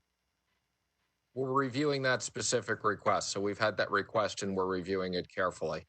Is that something that's a decision is close to being imminent? We're going to decide one way or another whether that's whether we can do that. So yes. Okay. Thank you very much. Thank you, Mr. Secretary. Thank you, Mr. Chairman. Thank you. Thank you. And you get a gold star, Senator Moran, for yielding back a minute or so. Our final senator for questioning is Senator Smith. Thank you, Mr. Chair, and thank you, Ranking Member Brown, and thanks to both of you for being here today. Chair Powell you've talked about how we won't be able to solve the economic crisis without solving the public health crisis, which I agree with. And Secretary Mnuchin, you've said that we need to reopen the economy, and I quote, in a thoughtful way, which I also agree with. So it seems to me that a really important part of being thoughtful is to make sure that Americans have accurate information about what's going on. So I have no doubt that you'll be surprised to hear that a lot of us were taken back when a couple of days or so ago, we heard President Trump's son, Eric Trump, acting as a surrogate for his father, say this. He said they think, meaning they, the Democrats, that they're taking away Donald Trump's greatest tool, which is to be able to go into an arena filled with 50,000 people every single time, right? So that they will, and you watch, they'll milk it every single day between now and November 3rd. And guess what? After November 3rd, coronavirus will magically all of a sudden go away and disappear, and everybody will be able to reopen. So this is the kind of misinformation that concerns me greatly. Secretary Mnuchin, are you aware of any evidence that what Eric Trump said, that his assessment is accurate? I didn't see Eric's comments, nor do I think in this setting it's appropriate for me to comment on it one way or another. No, I don't think it's accurate, and I think it's exactly the kind of misinformation that is so damaging to our and undermining of both our economic approaches and our policy approaches here. But let me ask you, Secretary Powell, even before the COVID-19 crisis, many Minnesotans were struggling to find an affordable place to live. And last year, I spoke with hundreds and hundreds of Minnesotans and family community leaders about this challenge, housing developers as well. And they all told us that at every part of the housing continuum, from housing for homeless people and supportive housing all the way up to workforce housing, that this is a significant problem and a significant affordability challenge. And so now we have this coronavirus challenge. So I, along with many of my colleagues on this committee, have been pushing for support for housing, $11.5 billion for homeless assistance, $100 billion for rental assistance, and $75 billion to stabilize homeowners. Chair Powell, could you talk a little bit about the importance of the housing sector in our economy right now and what challenges you see ahead for us as we are living through this crisis? And I appreciate what you said. The most important policy objectives should be to keep people in their homes and keep them paying the bills. So these are longer running problems, which are of course under particular pressure right now. But as an example, a lot of the jobs are in big urban areas more and more. That's where the job creation is, and yet the cost of living in those places is higher and higher, very high. And often people who are in the service industries providing their services have to commute very long times to be able to afford to live in a place, and so it's an issue that's been with us for a while. It's not one really that the Fed can affect much, other than by affording fair lending laws and things like that. But we can't really directly affect those. But they are important to our economy. Well, and I realize that you don't want to comment specifically on the specific policy issues that we have confronting us here in Congress, but in general, do you see a risk to the housing market as the economy continues to take a downturn in the months ahead?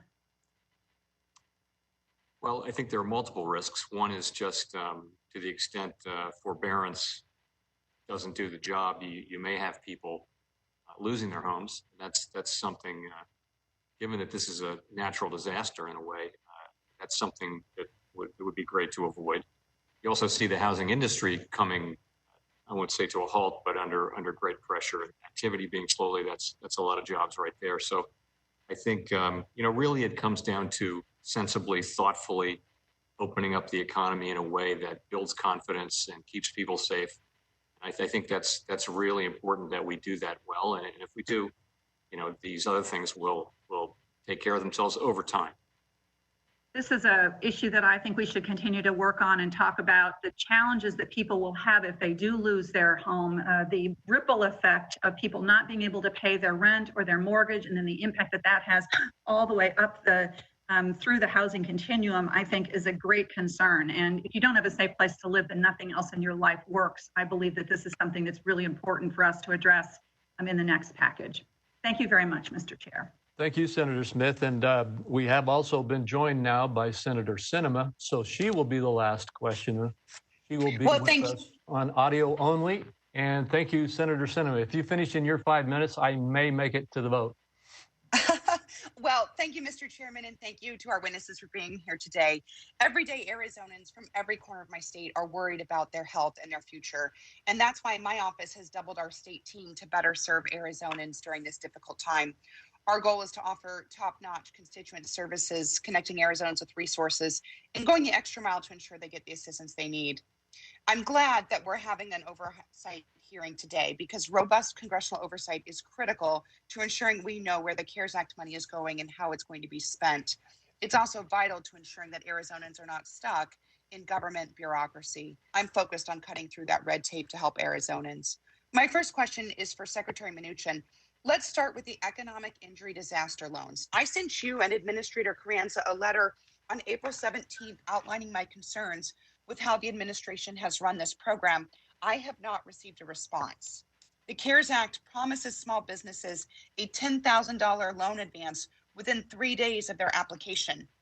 I know Arizonans who went through this process. None of them got their loan advance within 3 days, and no one received the full $10,000. Why aren't they getting that full amount, and why aren't they getting it on time? Well, first of all, let me just apologize that you haven't received a response. I will look into that after this and get back to you. As it relates to the EIDL program, again, that's within the SBA, but let me just comment that the SBA had significant systems issues getting the EIDL program up and running. I thought the grants were doing much better than the loans, so I'll follow up and look at that. On the loans, they're rebuilding the entire system because I think, as you know, we have over 5 million loans to process, but we will follow up with you. As you know, the SBA internally changed the policy of EIDL to only issue $1,000 loan advances per employee up to $10,000. The original plan was $10,000 per company. Who authorized the change and why was it made? I believe the SBA administrator made that change, and I believe her thought on that was that there was limited money and try to spread it out amongst as many companies as possible. And she did not think to herself, let's go back and ask Congress to authorize more funding to pay for that which they appropriated and called for in the legislation. Well, there was additional money in the second phase, and we appreciate that Congress reacted to that.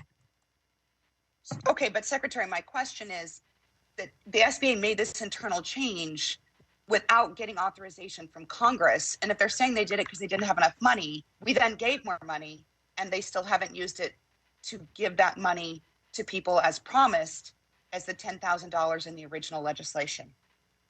As I said, I'm more than happy to follow up with you. I'm not involved in some of the direct specifics of that, so let me follow up with your office. I appreciate that, Secretary. The last thing I'll say about the EIDL loans, my office is right now working on over 300 outstanding EIDL cases. Some of them are dating all the way back to early and mid-March. Can your team commit to work with mine to get these cases moved through quickly? I commit we will work with the SBA to follow up. That's not acceptable. So we'll follow up with the SBA with you. I appreciate that. I have some questions about the Paycheck Protection Program as well. Small business owners in Arizona are asking for guidance on how the loan forgiveness works, and the lack of guidance has made it difficult for small businesses to plan. We received some guidance last Friday, and there's more still to come. Could you tell me why it's taking so long to get guidance for small businesses on the loan forgiveness aspect of PPP? Well, just comment, I think, you know, this was a very complicated program that we set up in a short period of time. I thought that the guidance we put out dealt with all the issues, but if there's specific issues that you're hearing from, we will follow up with you and provide that clarity. I appreciate that. We would like to follow up specifically. As you know, the application to get your PPP loan was only 1 page long, but the forgiveness application is 11 pages long, and according to my staff, requires a minimum of 3 hours to complete. This is a real problem for mom and pop shops in Arizona. What efforts can we offer to assist small businesses in filling out the complex form? Well, I can assure you I spent a lot of time on the complexity of that. We tried to get it as short as we could under the requirements of the law. I hope it doesn't take 3 hours for small business. But again, we tried to make it as short as possible. I appreciate that. Mr. Chairman, I see that my time has expired. I would like you to make it to the vote. I have many more questions. I'll submit some of them in writing. Thank you so much, Mr. Chairman. Thank you, Kristen. I really appreciate that. And I understand Senator Brown wants to make a 60-second statement. You can do so, please. I will do 60 seconds. Thank you, Mr. Chairman. Another successful hearing. Thank you, Chair Powell and Secretary Mnuchin. I wear on my lapel, as I've said before, a pen depicting a canary in a birdcage instead of the official Senate pen. You all know the story. The mine workers took the canary down in the mines to warn of poisonous gas. You didn't have a union strong enough to protect them in those days, or a government that cared enough. That's why we had the New Deal with worker protections and public health. Now, a century later, it's starting to feel like we're back in the mines. Millions of American workers don't have a union to protect them after decades of corporate attacks. And based on the responses we've heard today and what we've heard, especially from the president over the past few months, it seems that once again, workers don't have a government that cares enough to protect them. I mean, look at how the administration treats essential workers, women, especially African-American, Latino workers, putting their lives on the line. Look at who they're willing to spend money on. This administration, it tells us everything we need to know. That's why Congress needs to stand up for workers. It's why workers need unions, so we can fight back for economic security and safety protections and the dignity they deserve, and for American values. So, Mr. Chairman, thank you for allowing me the last minute or so. Well, thank you. And I also want to thank you, Senator Brown for your cooperation and working with us to have this hearing and help it to work out. I appreciate the cooperative way in which we have been able to work on these hearings. I do disagree with the notion that our secretary and our chairman here are not working very hard to make sure that the support we have voted on gets out to those very people, those who have these lower paying jobs, those who are in the service industry, the small businesses, the medium-sized businesses, and those places that will be needed to stand up our economy as we have the opportunity to do so. So we may have a different point of view on that, but I do appreciate your support in helping me get this hearing set up and working. And to our witnesses, Secretary Mnuchin, Chairman Powell, I again appreciate your cooperation and work with me as we've put together this hearing. We are plowing new ground here in the Senate, as is happening across this nation while we deal with COVID-19, and your cooperation in working to get us through this hearing and get your report to us is deeply appreciated. With that, I will say that for senators who wish to submit questions for the record, those questions are due on Tuesday, May 26th.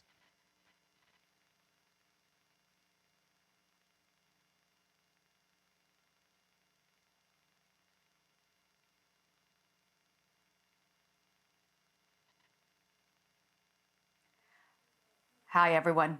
I'm Rena 9, and thank you for joining us here on CBSN. I'm coming to you from my home studio. You were just watching two of President Trump's top financial advisors talking at the Senate Banking Committee. He was questioned by Treasury Secretary Steve Mnuchin and also Federal Reserve Chairman Jerome Powell. They were talking about the effectiveness of the government in funding coronavirus needs across the country.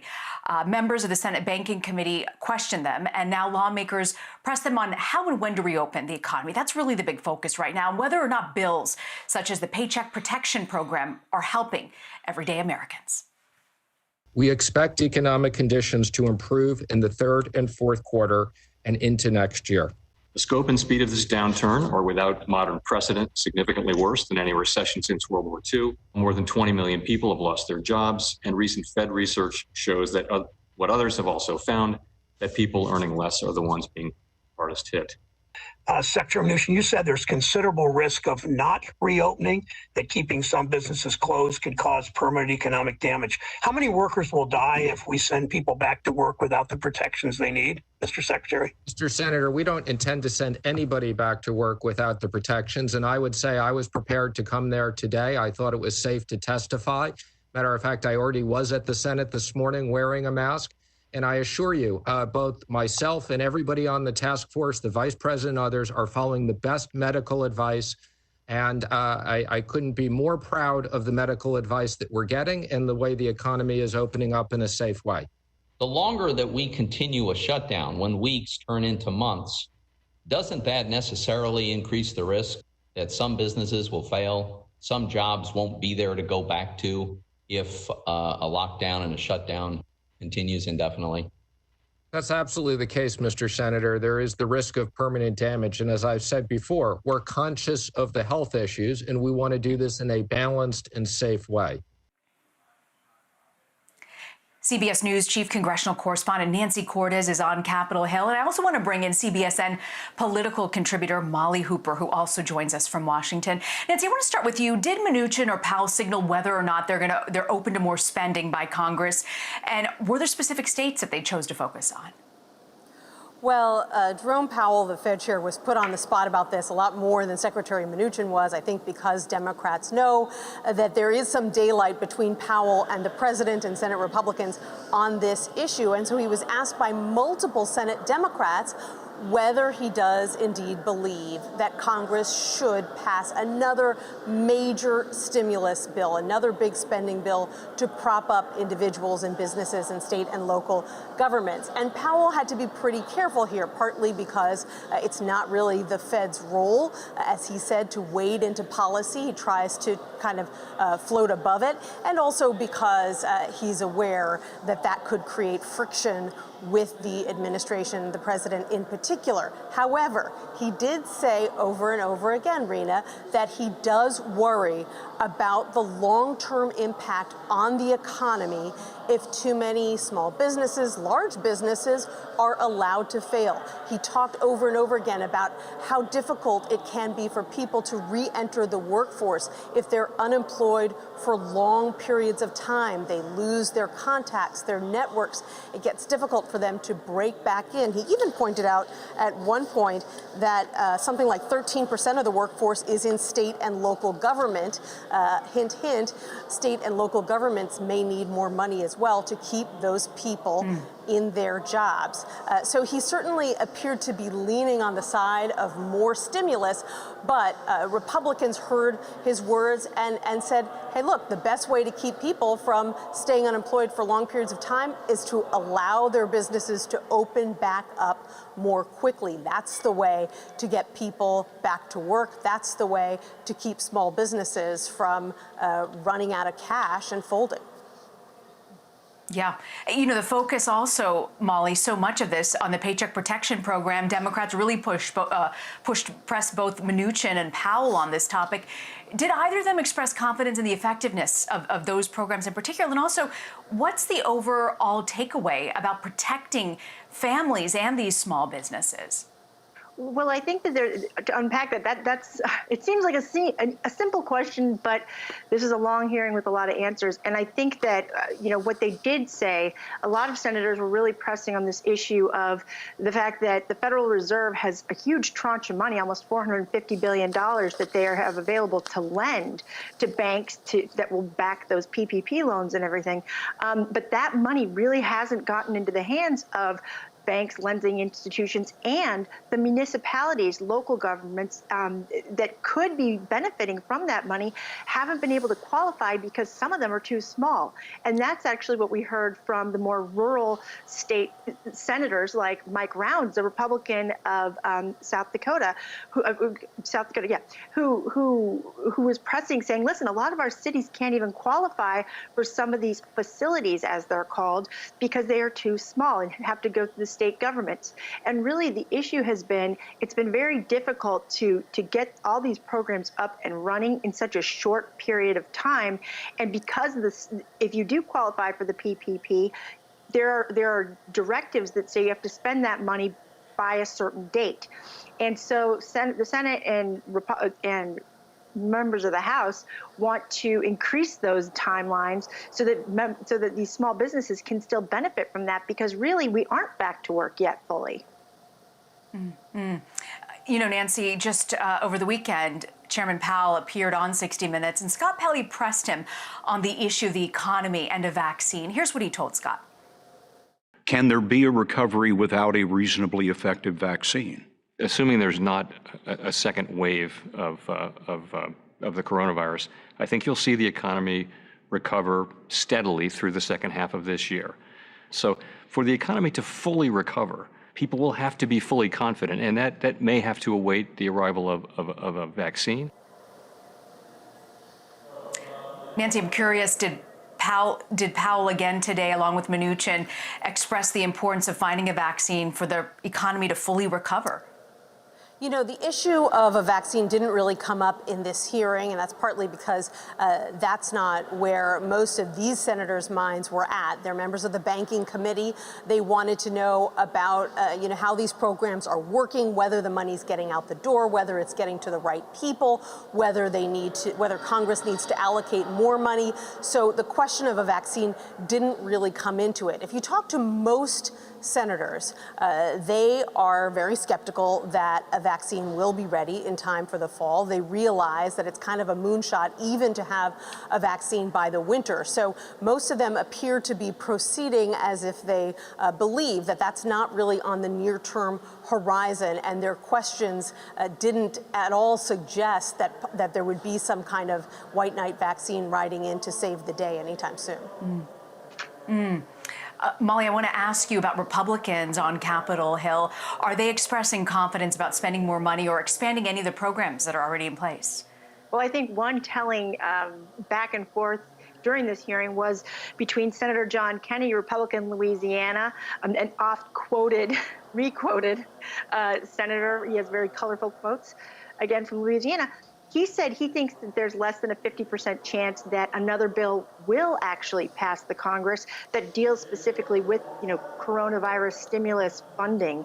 And so that sort of gives you an indication as to where this could be going. I mean, Senator Kennedy is a big proponent and supporter of President Trump, and he represents quite a bit of the ideology of the Senate Republicans.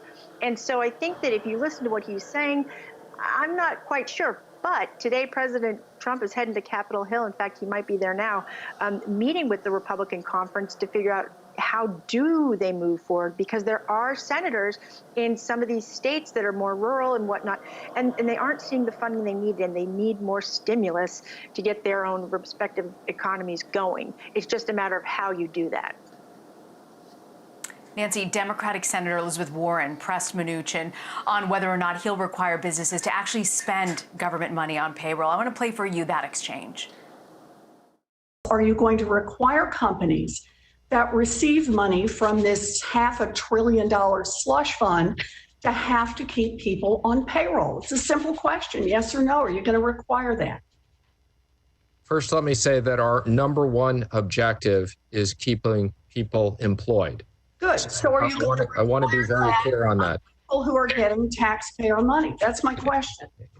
Again, we negotiated very significant restrictions on employee compensation, on dividends, on buybacks, and in the Main Street facility, we have put in a provision that we expect people to use their best efforts to support jobs.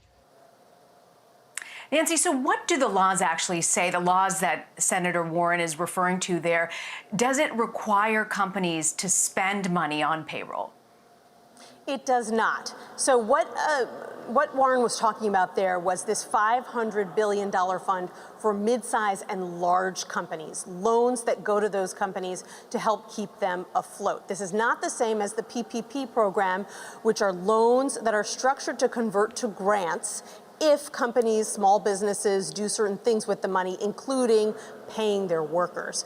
But when it comes to these large business loans that don't convert into grants, there were some strings attached. You couldn't use the money, for example, to pad executive pay. You couldn't use the money for stock buybacks. But it doesn't really say anything about not being able to lay off workers. That's not something that was discussed by Democrats and Republicans when they were crafting this bill, but it's not part of the bill. And what Warren is saying there is that Mnuchin has the power, has the ability to attach those strings if he wants to require that big companies don't take the money and then lay off workers, or to say you can't lay off a bunch of workers and then come and apply for the money and take it.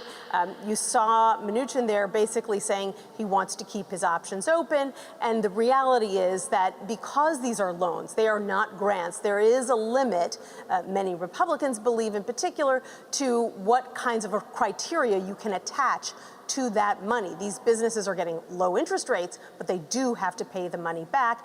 And Mnuchin doesn't want to tie their hands and say, you've got to use this money in a certain way, even if it causes you to go under. He wants businesses to have the flexibility to use the money in the way that they see fit. Nancy, before we go, I want to also ask you, I know Congressman John Radcliffe, today the Senate Intel Committee approved him as the president's pick as the top intel chief. Is he likely to be confirmed by the entire chamber? Yes, I think that the vote in the Senate Intelligence Committee is a signal of which way things are going to go in the Senate. He got the support of all the Republicans on that committee, none of the Democrats. That is hardly a surprise. The one thing that is a surprise is that he was able to keep all Republicans together. That was initially a question mark. He wasn't the favored nominee for some of these Senate Republicans. But in the end, they all stood behind the president's pick, and I anticipate that you will see the same thing on the Senate floor when this comes up for a vote, most likely sometime in June. Nancy Cortez, Molly Hooper, I want to thank you both for joining us. You're welcome.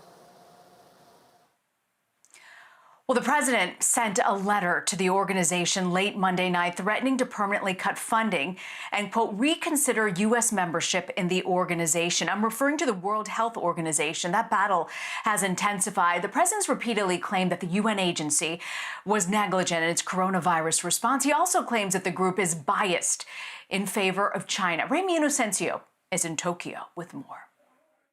In his scathing 4-page letter, President Trump slammed the World Health Organization for what he called a failed response to COVID-19, an alarming lack of independence from China, and for ignoring credible reports from Wuhan. The president's Health and Human Services Secretary addressed the WHO directly as it convened its annual assembly virtually for the first time. There was a failure by this organization to obtain the information that the world needed, and that failure cost many lives. The president's missive came after China's President Xi Jinping made a U-turn, pledging to support an independent probe into the origins of the coronavirus, and with a pledge of $2 billion in aid. But Washington called Xi's statements a distraction from what the White House claims to be China's failure to alert the world, and said Beijing should pay more. That payment might come in the form of a vaccine. China says it now has 5 candidates in clinical trial with CanSino Biologics, the medical arm of the People's Liberation Army, the first in the world to enter the second phase of clinical trials. Typically, to go through from phase 1 to phase 3 studies can take 5 to 7 years. Given the urgency of the pandemic, those steps have been compressed somewhat. And the last paragraph of President Trump's letter, he threatened to withdraw all U.S. funding to the World Health Organization for good. That was $400 million in 2019, unless major changes are made in the next 30 days. Remy Inocencio, Tokyo. Well, meanwhile, the president also revealed Monday that he's taking the anti-malaria drug hydroxychloroquine to protect himself from COVID-19. The drug's unproven as a treatment for the virus. The FDA has warned that it could have dangerous side effects. Paula Reed is at the White House with more. The frontline workers, many are taking it. I happen to be taking it. Hydroxychloroquine? I'm taking it, hydroxychloroquine. Right now, yeah. President Trump says he's taking hydroxychloroquine and zinc, an unproven combination, after hearing anecdotal evidence. I said, sir, I have hundreds of patients, and I give them hydroxychloroquine. I give them the Z-Pak, which is zithromycin, and I give them zinc. And out of the hundreds of patients, many hundreds, over 300 patients, I haven't lost one. He claims he requested the regimen from the White House doctor about 2 weeks ago after a support staffer tested positive for COVID-19. He said, well, if you'd like it. I said, yeah, I'd like it. The FDA warned last month that hydroxychloroquine should not be used outside of a hospital setting, warning of serious heart rhythm problems in patients with COVID-19. So far, the president's tests for the virus have all been negative. As scientists continue to study the drug's effectiveness, the president's endorsement has made it a political flashpoint. We've had tremendous response to the hydroxy. So it's a very strong, powerful medicine. Speaking to CBS News in March, Dr. Anthony Fauci expressed skepticism about its benefits. There is not a proven, and that's the underlying word, a proven treatment or prevention. And the president's critics say he's once again giving the public bad medical information. Every expert who has looked at it says it doesn't help you against COVID. So he's giving people false hope. Well, almost every state in the country has at least partially reopened amid the coronavirus pandemic. 45 out of the 50 states have partially eased social distancing regulations that were put in place to stop the COVID-19 spread. Connecticut remains the only state that has not begun to reopen. According to Johns Hopkins University, the U.S. currently has more than 1.5 million cases of coronavirus, and over 90,000 people have died. Our David Begnaud reports on how businesses are looking for ways to safely reopen. 48 auto manufacturing plants across 8 states are back open now. That means tens of thousands of employees at Ford, GM, and Fiat Chrysler are back at work. My wife's a nurse, my sons are cops. I'm ready. Let's go. Let's get this done. We got to do it sooner or later. Video from this Chrysler plant in Warren, Michigan shows their new normal. Temperature checks upon entry to the building. 2 masks are given to each employee. Plastic coverings to keep employees separated. workers consistently sanitizing their workstations. Even with all of that, some people were a little uneasy about going back to work. I know personally 5 people that passed away from this. 4 of them worked here, 1 worked next door. So we're scared. The auto industry is part of America's economic engine trying to get back on track as governors around the country continue to slowly reopen. In Texas yesterday, Governor Greg Abbott reopened gyms, office buildings, and child care centers with some restrictions. There are plans to reopen bars and bowling alleys on Friday.